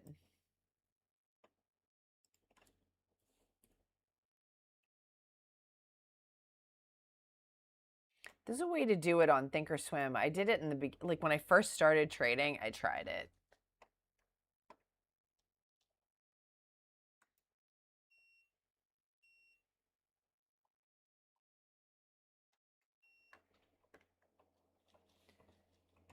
$8.35 to $8.39. Oh, this bull flag. Okay. So this is where I really, this candle here is where I would often get wrecked on a bull flag. So on this pullback here, I would be looking at the pullback and I'd be like, all right, this is cool. This is pulling back. And then I would get in here when it broke over the top of the low candle. And then I would end up getting wrecked on these. This is where I lost a lot of money. But You waited until it broke back out over this level. Yeah, this is where I got messed up a lot. I'm not seeing it yet, you know?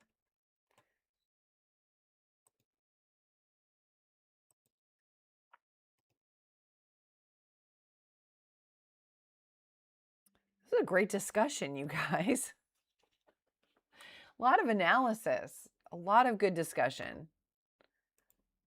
I'm hoping we get a good stock going though, so that I can maybe recover my little red day.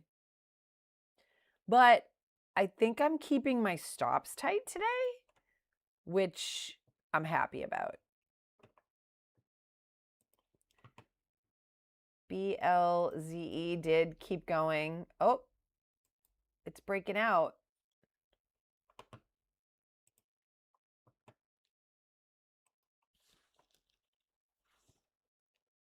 Wow. Okay. Whoops. So this level here, this resistance became support, right? But the MACD is red. Well, kind of, almost green.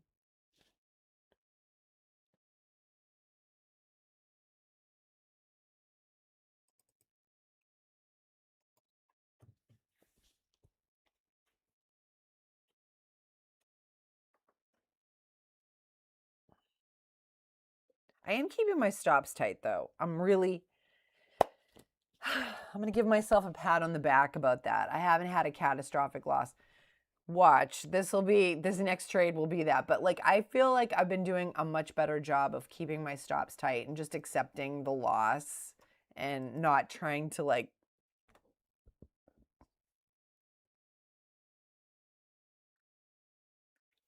feel like this is going to break out over 1050. We got a flat top.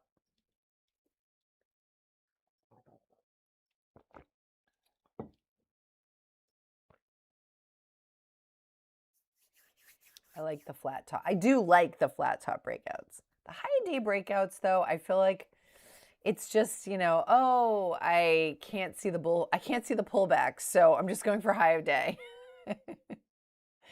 But that's where my journey's at. Everything's a journey now, right? Or I guess here, is this the level? Maybe right there is better.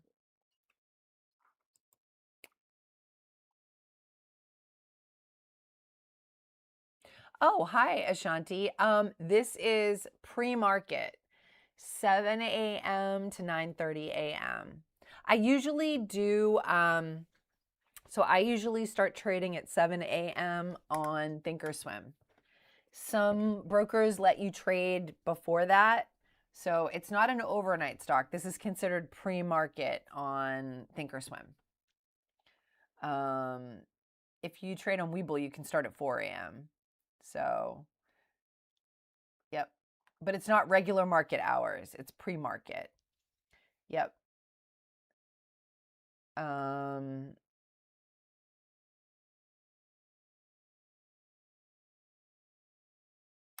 Yeah, thanks, Flip Flop. I mean, yesterday things flushed on me so fast that on NXTS that I just, it just happened so quickly. I couldn't believe it.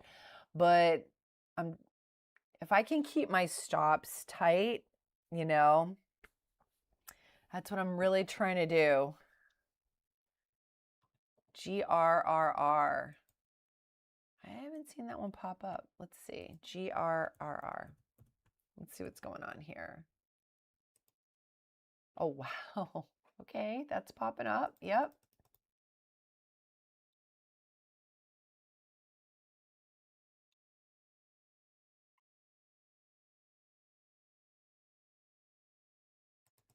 So you're waiting for a break over that level. It has, it's over the 200 simple moving average. It has some relative volume. The total volume's still pretty low though. Okay, so you start watching and you're preparing your setups for the regular market hours. Okay. I start trading, I trade from 7 to 10 a.m. and then sometimes I trade after my live stream. Like yesterday, I traded after my live stream. What? GRRR broke out. So I do, and sometimes I trade other times of the day too, but yeah, there's more volume in the regular market hours for sure.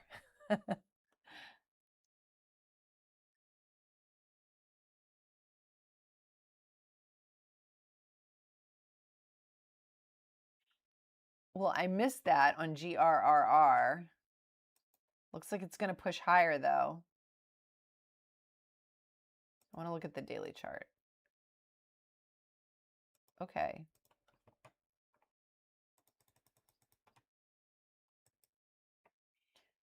Might push higher.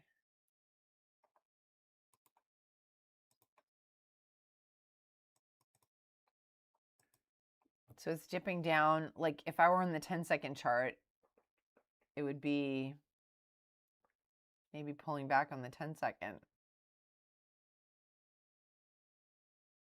80 cents, Stargazer. Awesome. I feel like this is a potential pullback slash. So this is like one pullback, right? Run up.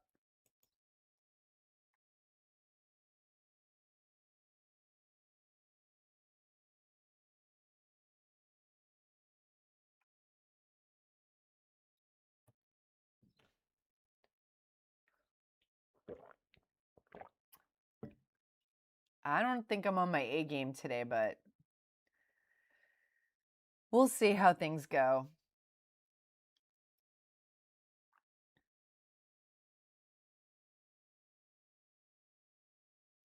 No to GRR in general. The shares are a little higher. I'm curious what the float is. 25 million. 25,000. 25,000 shares. 25 million.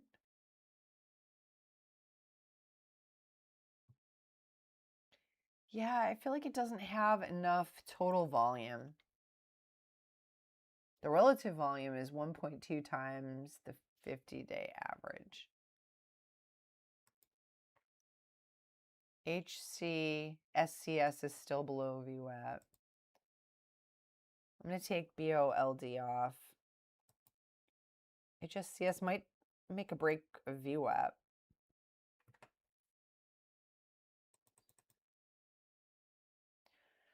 Interesting.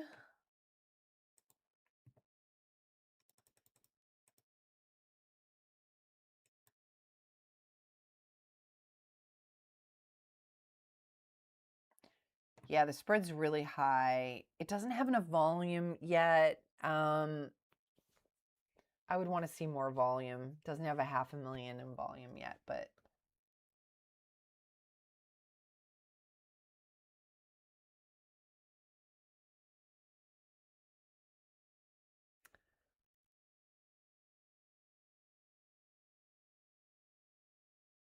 oh, okay.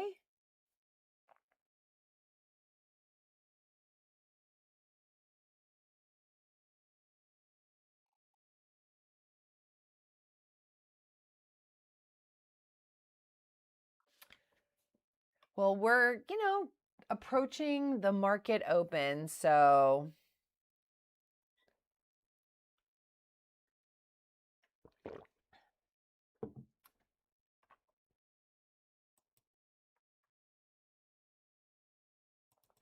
Blaze is my only green stock today. I think it's going to break this level, but I want to see volume.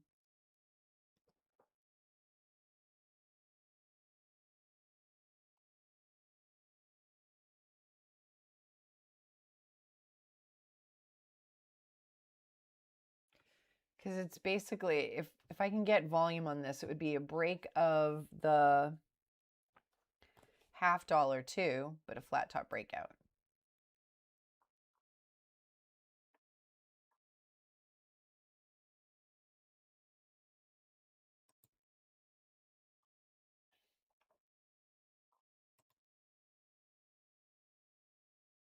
I don't know, MACD's red,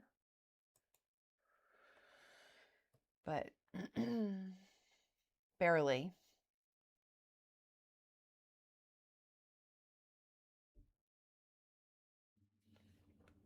Let's see if it breaks over 1050.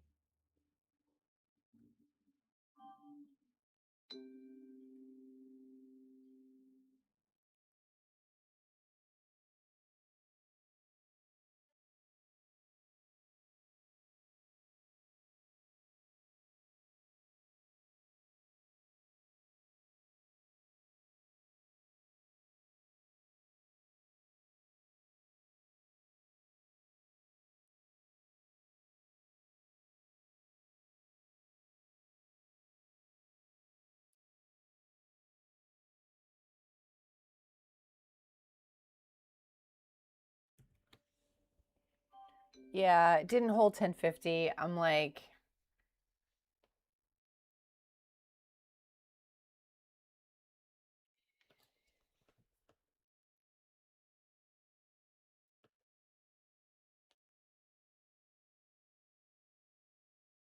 I'm just keeping really tight stops today, you know?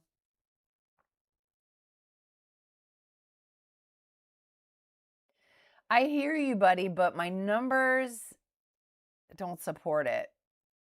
That's the thing. You know, maybe when I'm more experienced, I'll be able to anticipate and do that, but my numbers don't support the breakout. Yeah.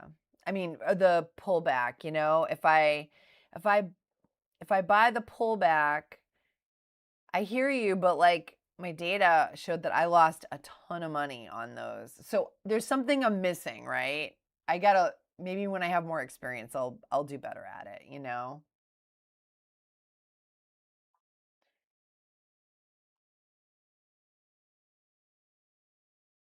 Yeah, I mean, in hindsight, definitely. But yeah. No, I hear you, but like my data was showing me that I lost 3 grand on 105 bull flag pullbacks.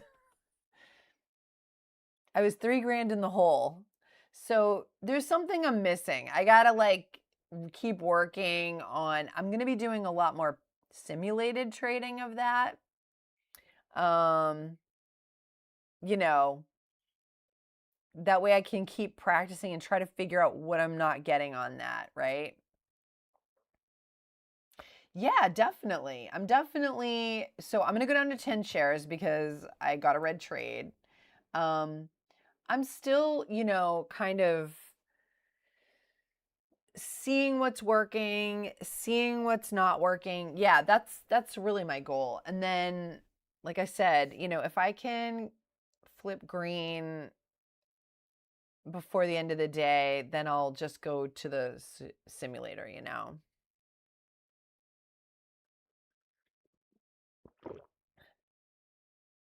Yeah, it's going to take time. I'm new. I thought the bull flag pullback was going to be like, I would have kept doing it too until I realized it was costing me thousands of dollars. I was like, oh, but that's why I'm constantly tracking my data, you know, trying to see like what's working, what's not working. All right, so I'm actually going to transfer this trade over. I'm going to tag some of my trades because that way I don't have to do it.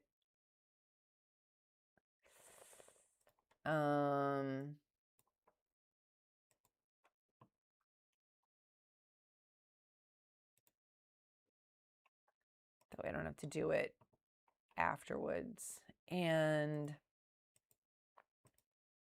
it's probably super frustrating to watch somebody struggle when you know what you're doing. But, you know, those of us who are still struggling, we got to figure it out. Let's see.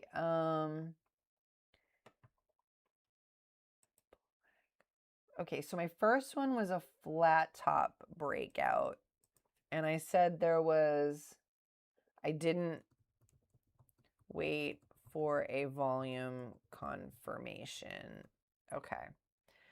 My second trade was a high of day breakout. And I said there was not enough volume. Okay, my third trade was a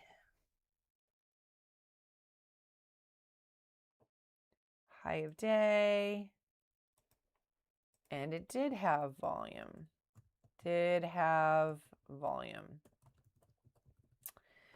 And let's see, number 4. I'm just grinding myself in a little hole here. Fourth one was a high of day breakout and also a whole dollar break over $1. Didn't hold over, it didn't hold over $1. Okay, and then the last one just now on BLSE was a high of day breakout and a hold over the $0.50. And all right, so I just wanted to tag my trades.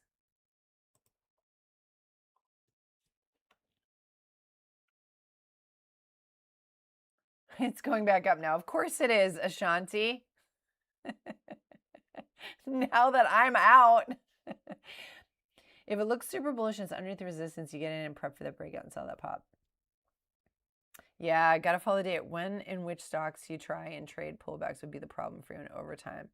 Yeah, I mean, I was clearly trading like I would, you know, I think I was selecting the right stock because my accuracy was really high.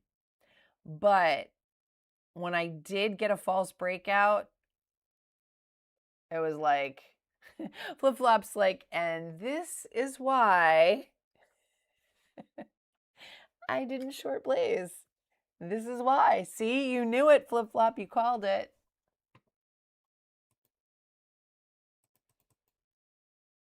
Okay, guys, I'm going to go get a refresh on my tea with my last remaining serving of soy milk. I need to get more soy milk today. This is like the bigger crisis. All right. And I will be back in like 5 minutes. All right.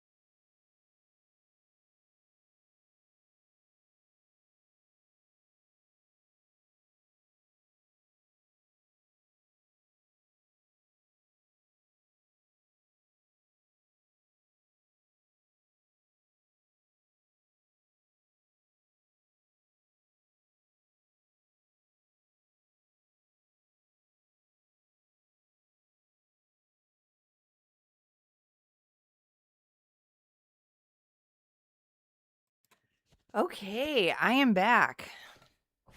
Oh, I ordered groceries on Walmart.com last night because I get free shipping and I forgot to order soy milk. So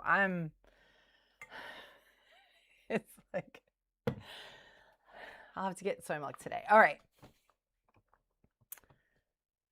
Market open in 10 minutes. Time to switch my broker to the long side and get my orders ready. Let's go. Woohoo!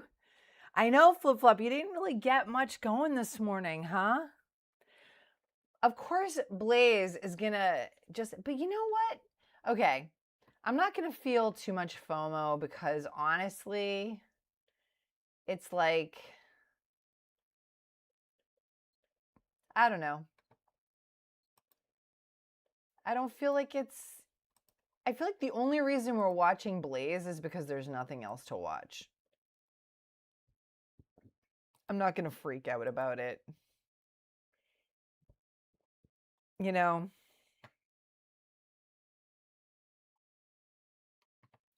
in March.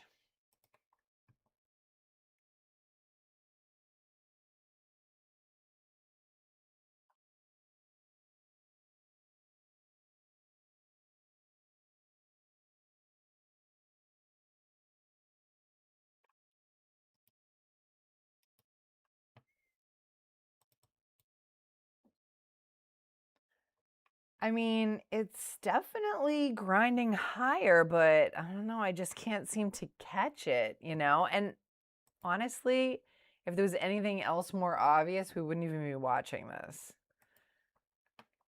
You know, it's just such a slow day. GRRR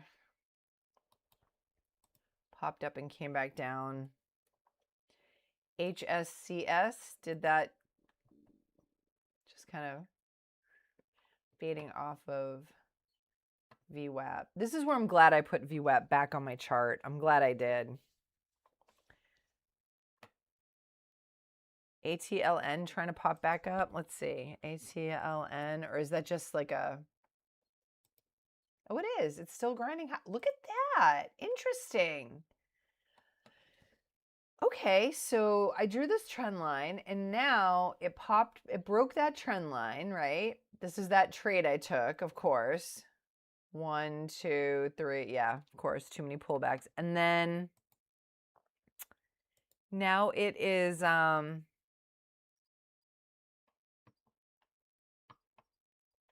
pulling back. Ashanti, what made me close my position on ATLN? Well, I'm more of a scalp trader. I'm looking for like 10, 20 cents a share. And it went down like 6 cents a share. So I wanted to close it on a tight stop. I wouldn't hold through. That's not my style, but for people that maybe, and I'm glad I did because it broke this level of support. But it did kind of curl back up. And Stargazer, is this another above cup here? Kind of loosely, maybe. Oh, maybe this is the rounded bottom. Maybe. Which seems a lot like the cup. I think I have it wrong on my Substack article. I will have to, that'll be part of my analysis that I'll kind of dial in on. Be like, I didn't have my chart patterns right.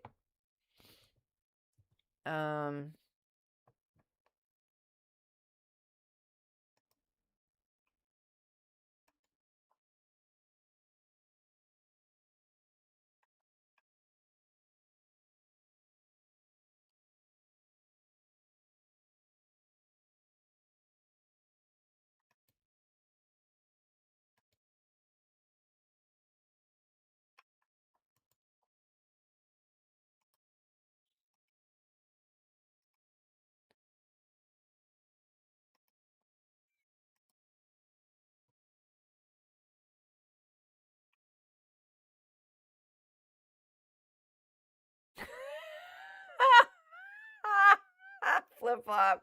I can't believe I'm encouraging chart patterns with asking questions.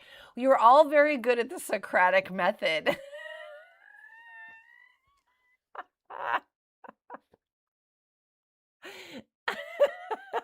Thanks, Stargazer. Yeah, the handle up here, right? Okay. Okay.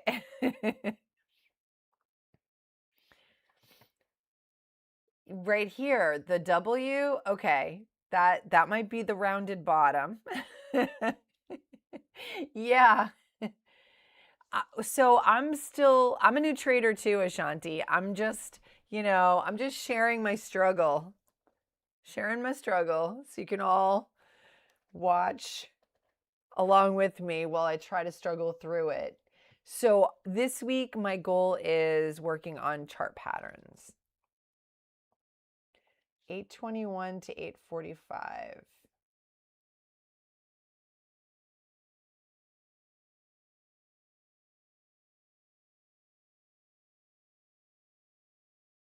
Oh, here. Okay. So that's the one, Stargazer, like I'm struggling to find those. So this here is an ascending wedge right here. That's where I'm definitely struggling. So I have, let's see.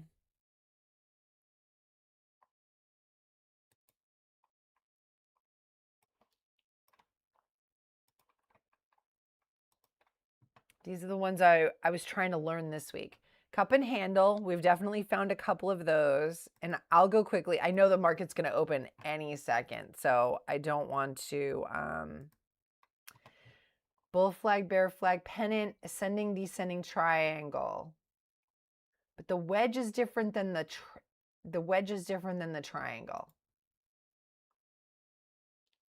Okay. Flip flop. That's funny. We got to keep it clean. There definitely have been people under 18 on this channel, so you got to keep it clean. I accidentally swore one day, though. I was like, oh. All right, guys. 1 minute to the opening bell. Good luck. I hope you all find something. It's harder for me to kind of interact with the chat when the market opens because things are happening so quickly, but I'll try to talk about whatever damage I'm doing to my P&L out loud.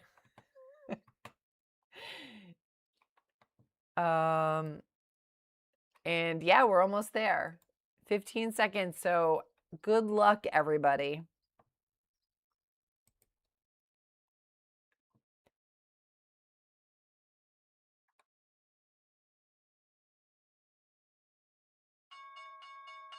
All right, there we go. We're on.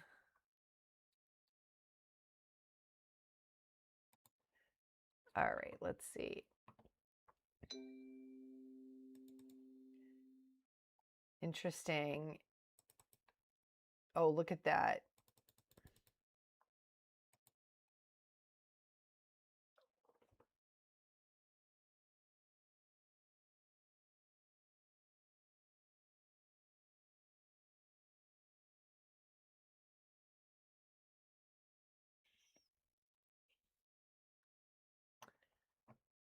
It's kind of weird. I don't really see much popping up. All right, I'm going to change my watch list here. YYGH.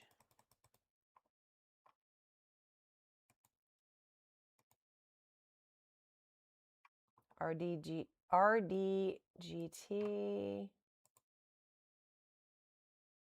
Bold is still kind of in the game, I guess. I don't know. ORIS.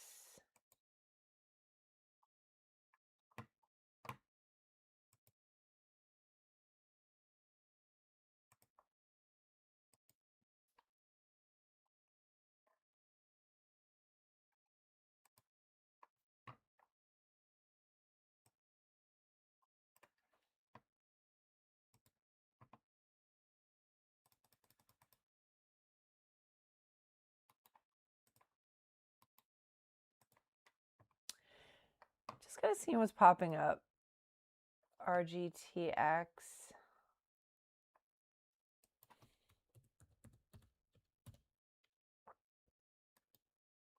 Interesting, but that's priced too high for me. That is definitely priced too high for me. That looks like, although, I don't know, I'm only trading with 10 shares, so, wow, look at it, gapped. That's how quickly it's going up. But it doesn't have news. It's just going through the roof on no news. And not a lot of volume. What's going on? RDGT popping up.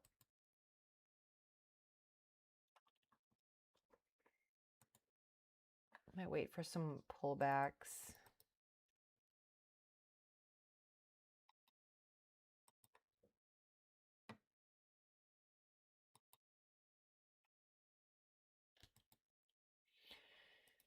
Let's just see what's going on.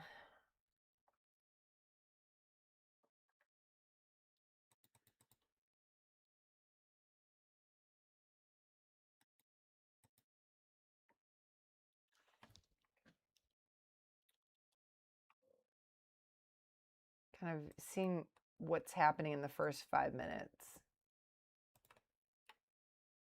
Kind of letting everything sort of shake out a little bit.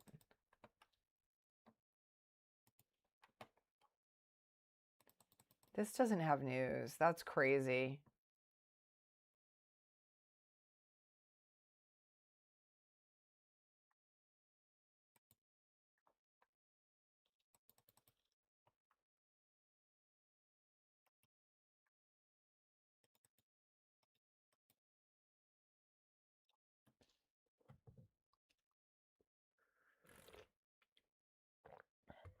I don't see news on this one either, but high relative volume. Wow.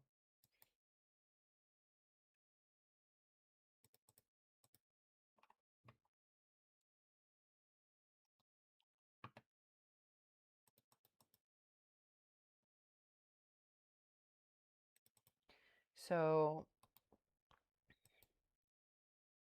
we're almost at the 5-minute mark, and RDGT popped up above VWAP,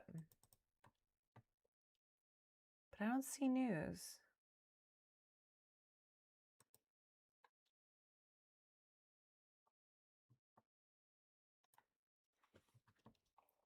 FCUV. FCUV, let's see. Again, no news. I'm gonna get rid of the stuff with no news or low volume, no news. RDGT seems like it has low float, high relative volume. It's above the 200 simple moving average, but does it have new? It doesn't have news. ATLN halted down. Take that off. HSCS, I'm going to take that off. RGTX. I don't know what's going on here, but this is a crazy move. But I don't know what's going on there. It doesn't have news or anything.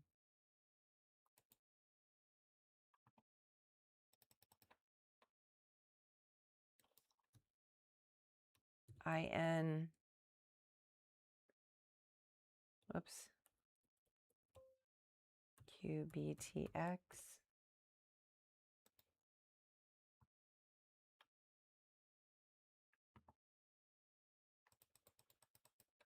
This is an leveraged ETF.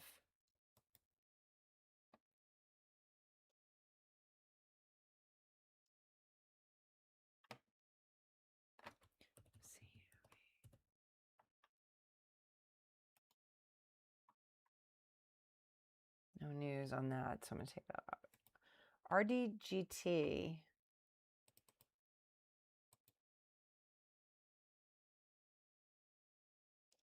pulling back. This is crazy. I don't know what is going on with this stock, but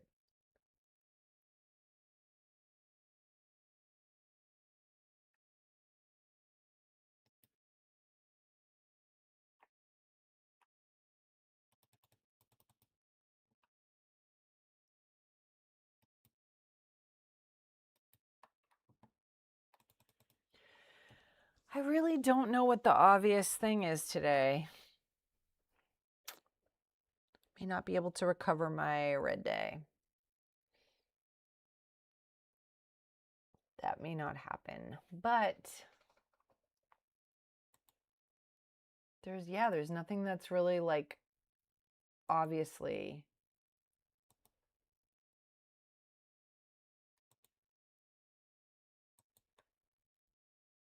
Wow. Okay.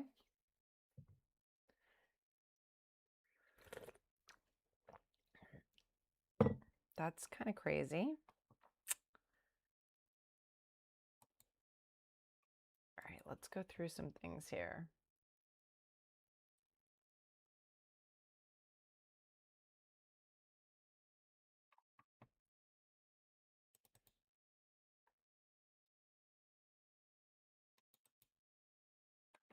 Big spread. Wow, I don't see anything. CRMT.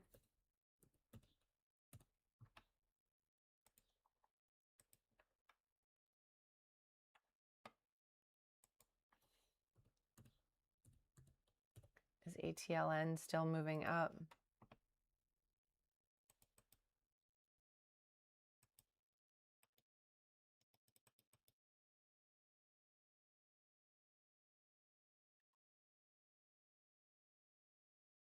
It was halted going down, right?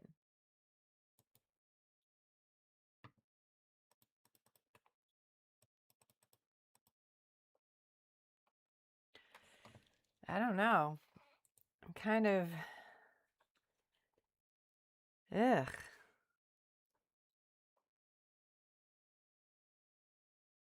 RDGT, wait for the $3 break. Yeah, I don't love it. GITS, SATL, AIIO. So you guys are seeing stuff pop up. I don't know why I'm not seeing any of these things pop up. GITS, maybe. SATL. Okay, SATL.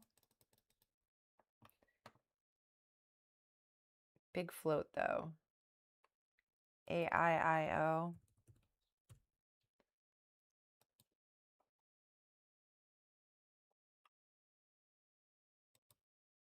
SATL has news.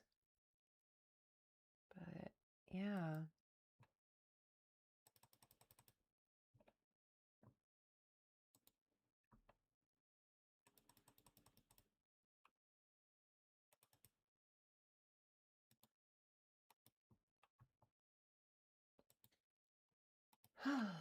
Hmm.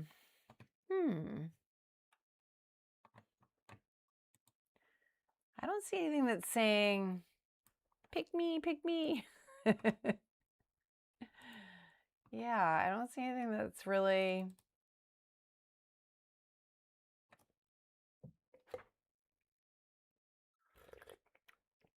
giving me any solid vibes. Take this off. Seems like a recipe for disaster. RGTX. I'm just fascinated. Like, what is going on here? No news. Oh, it's an ETF. That's what it is. Okay. CRMT is popping up.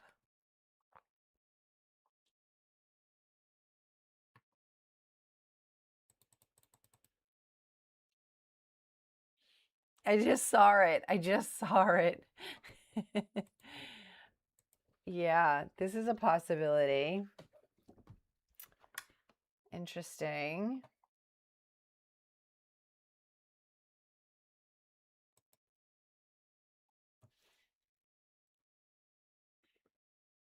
The volume bars are going up. The stock is going up.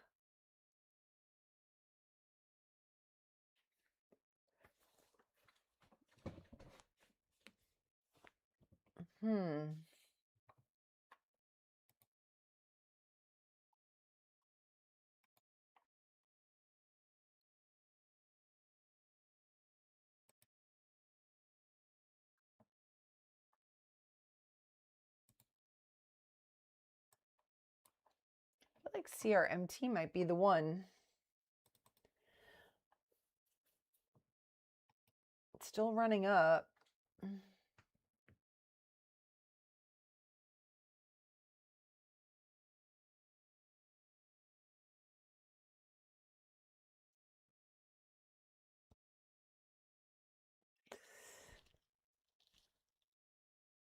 I gotta stretch today.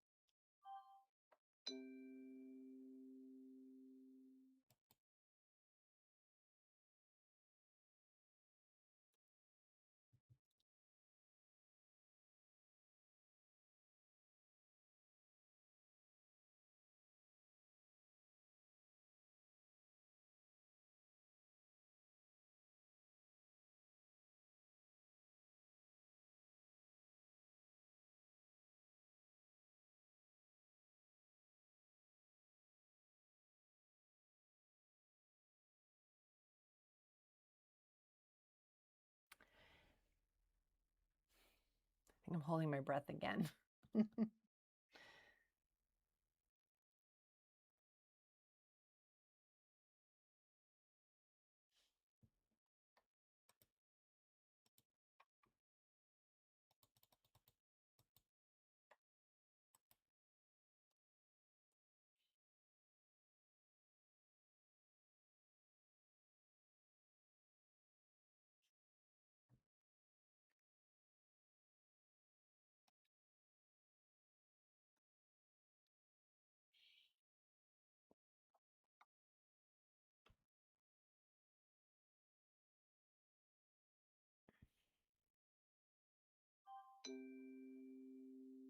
Okay, that was like a momentum trade.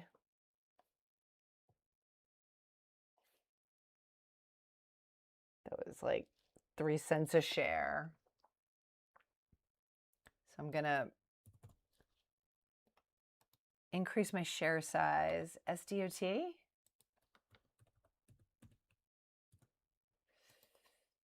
Ooh, is that halted? Halted up.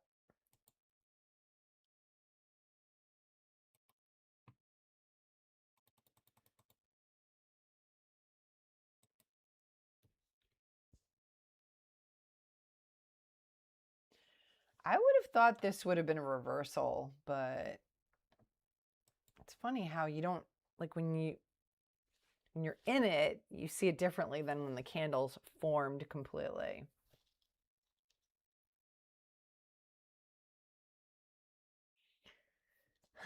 Okay, so GITS, no. RDGT, no.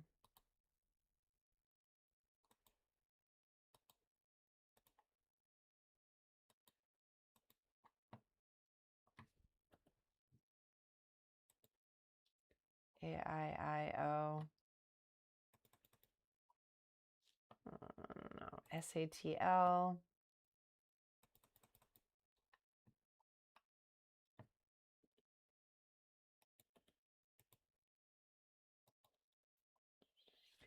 SDOT is halted up. HSCS popping up again. Now this is what I would have traded before. This is a clean pullback. Here and here.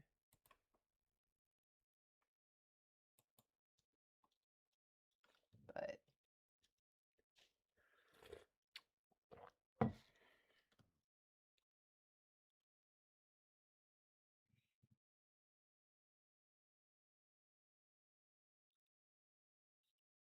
I don't know. I can't tell what the most obvious thing is to do. Seems like SDOT maybe? I don't know. I'm just kind of, my attention is all over the place.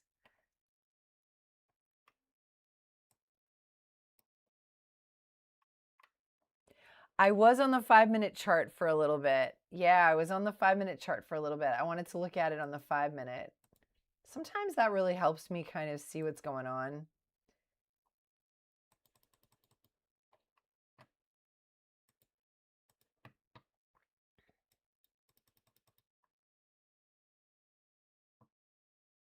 I don't know. Everything is so like,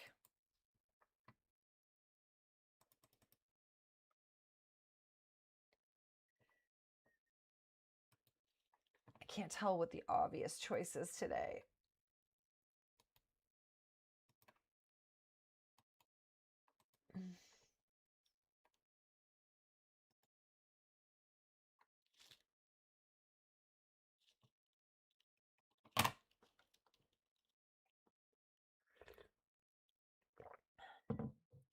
Yeah, sometimes I like looking at things on the 5-minute chart. I feel like it's a little bit easier.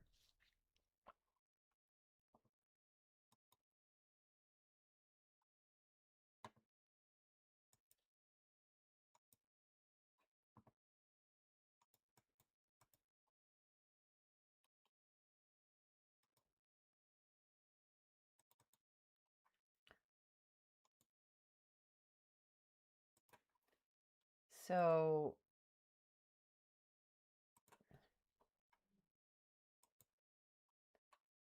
this is when I would look for the break over the low candle previously.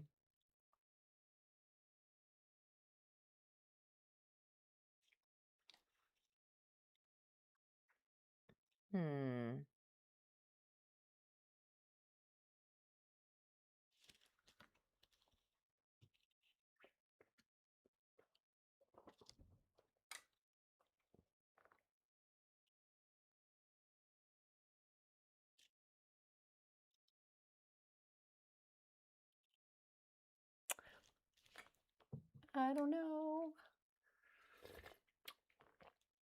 Waiting.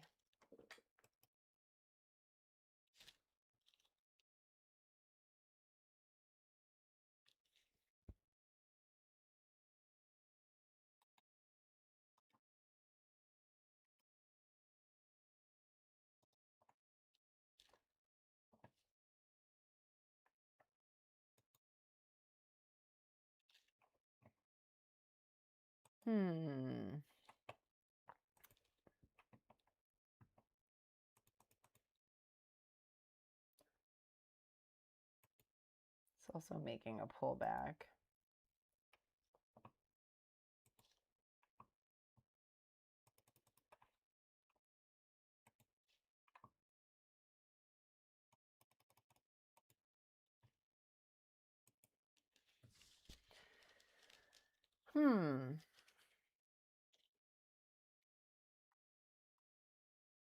This looks like a bull flag pullback to me, but I don't know. I don't have a lot of confidence in them after all my snafus. I wouldn't be surprised if it hit VWAP first and then bounced up, but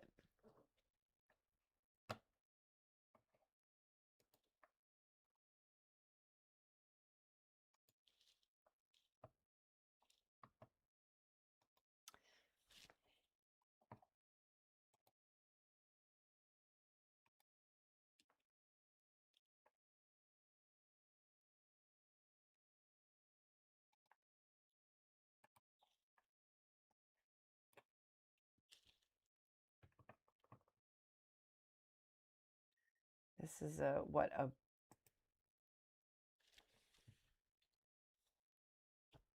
oh.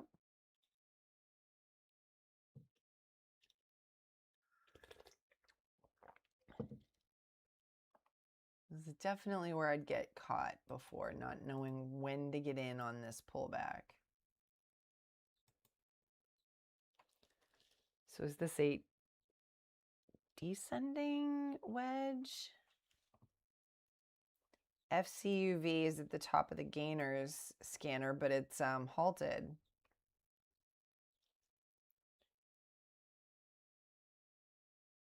Quantum stocks.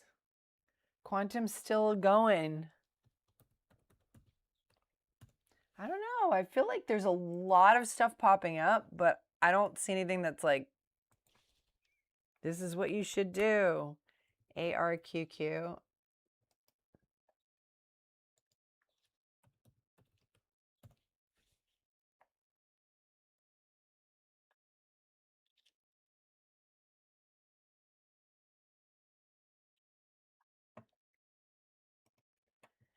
That's what I'm wondering. Is this a bear flag pullback? A bull flag pullback? Oh, a bear flag. On which one, Herb?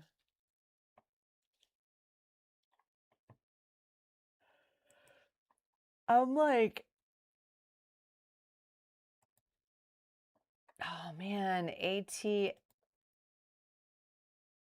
broke out and halted. This could be interesting. I'm gonna sit and watch this thing.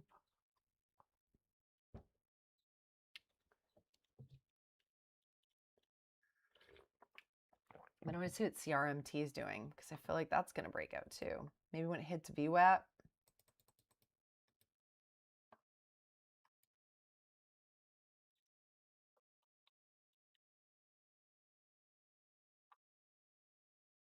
Yeah.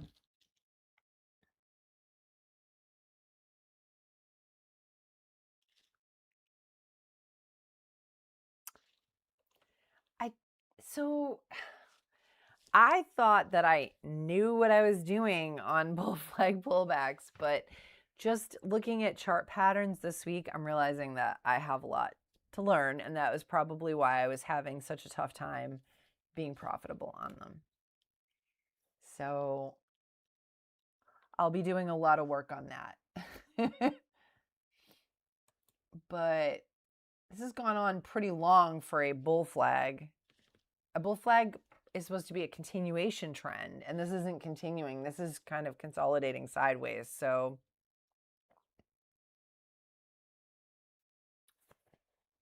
but it looks like it's breaking out now, potentially.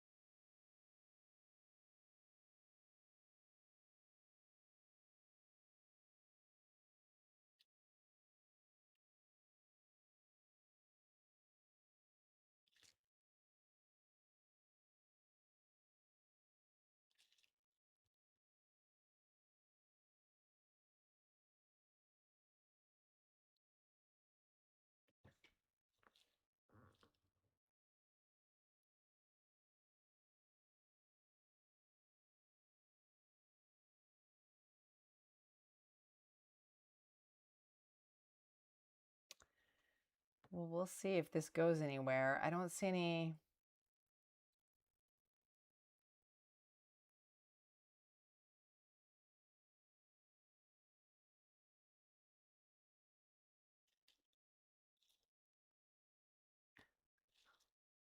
Why do you think that, Ashanti?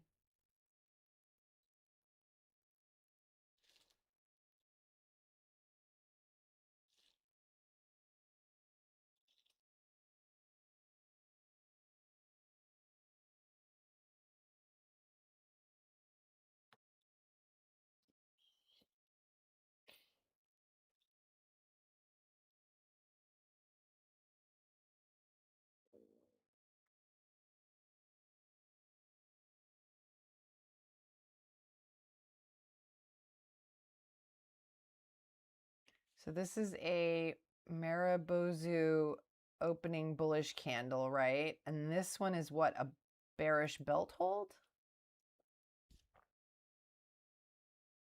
Maybe.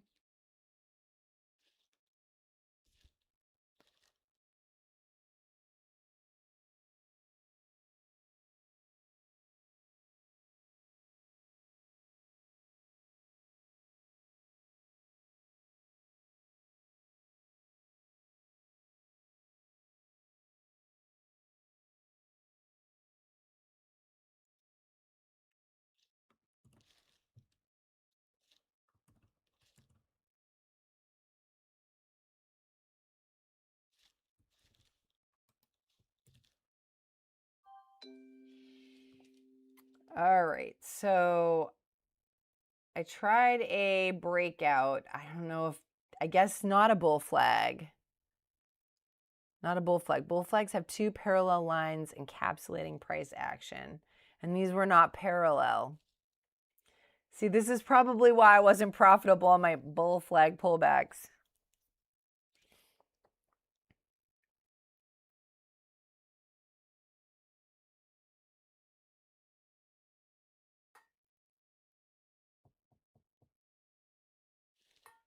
Down, up, bearish signal. Okay, thank you. Yeah, not to put you on the spot, but when you guys say stuff, I want you guys to explain it so that, you know, we all understand what you mean by that. You did, you called it.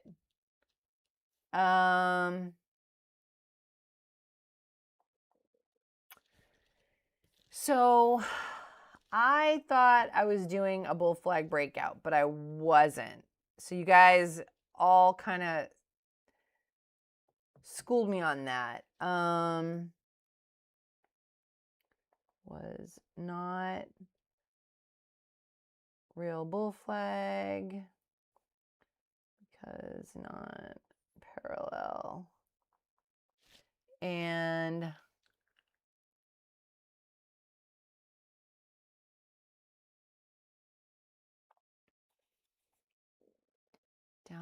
down, up pattern. So when you say down, up, you mean here, down, up, this here, or before I got in? Down,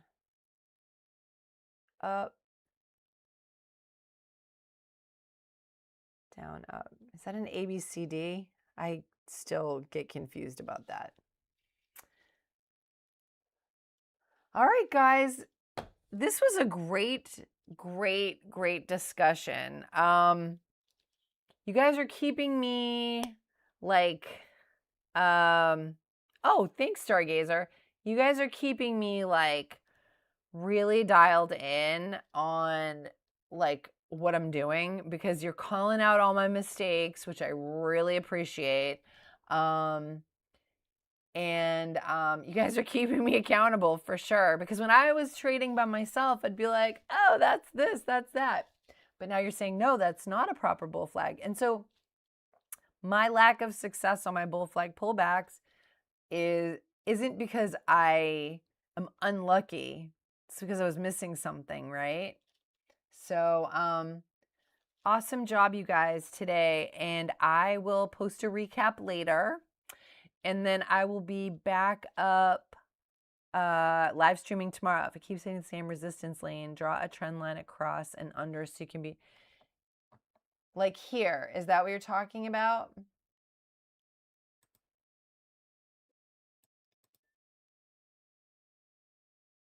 Maybe here for resistance.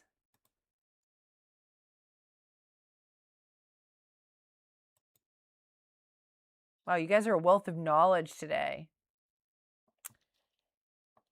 Yeah, so I was thinking, Herb, good question. I was thinking this was the pull and this was the potential bull flag pullback. But as you can see, I clearly need a lot of work on that.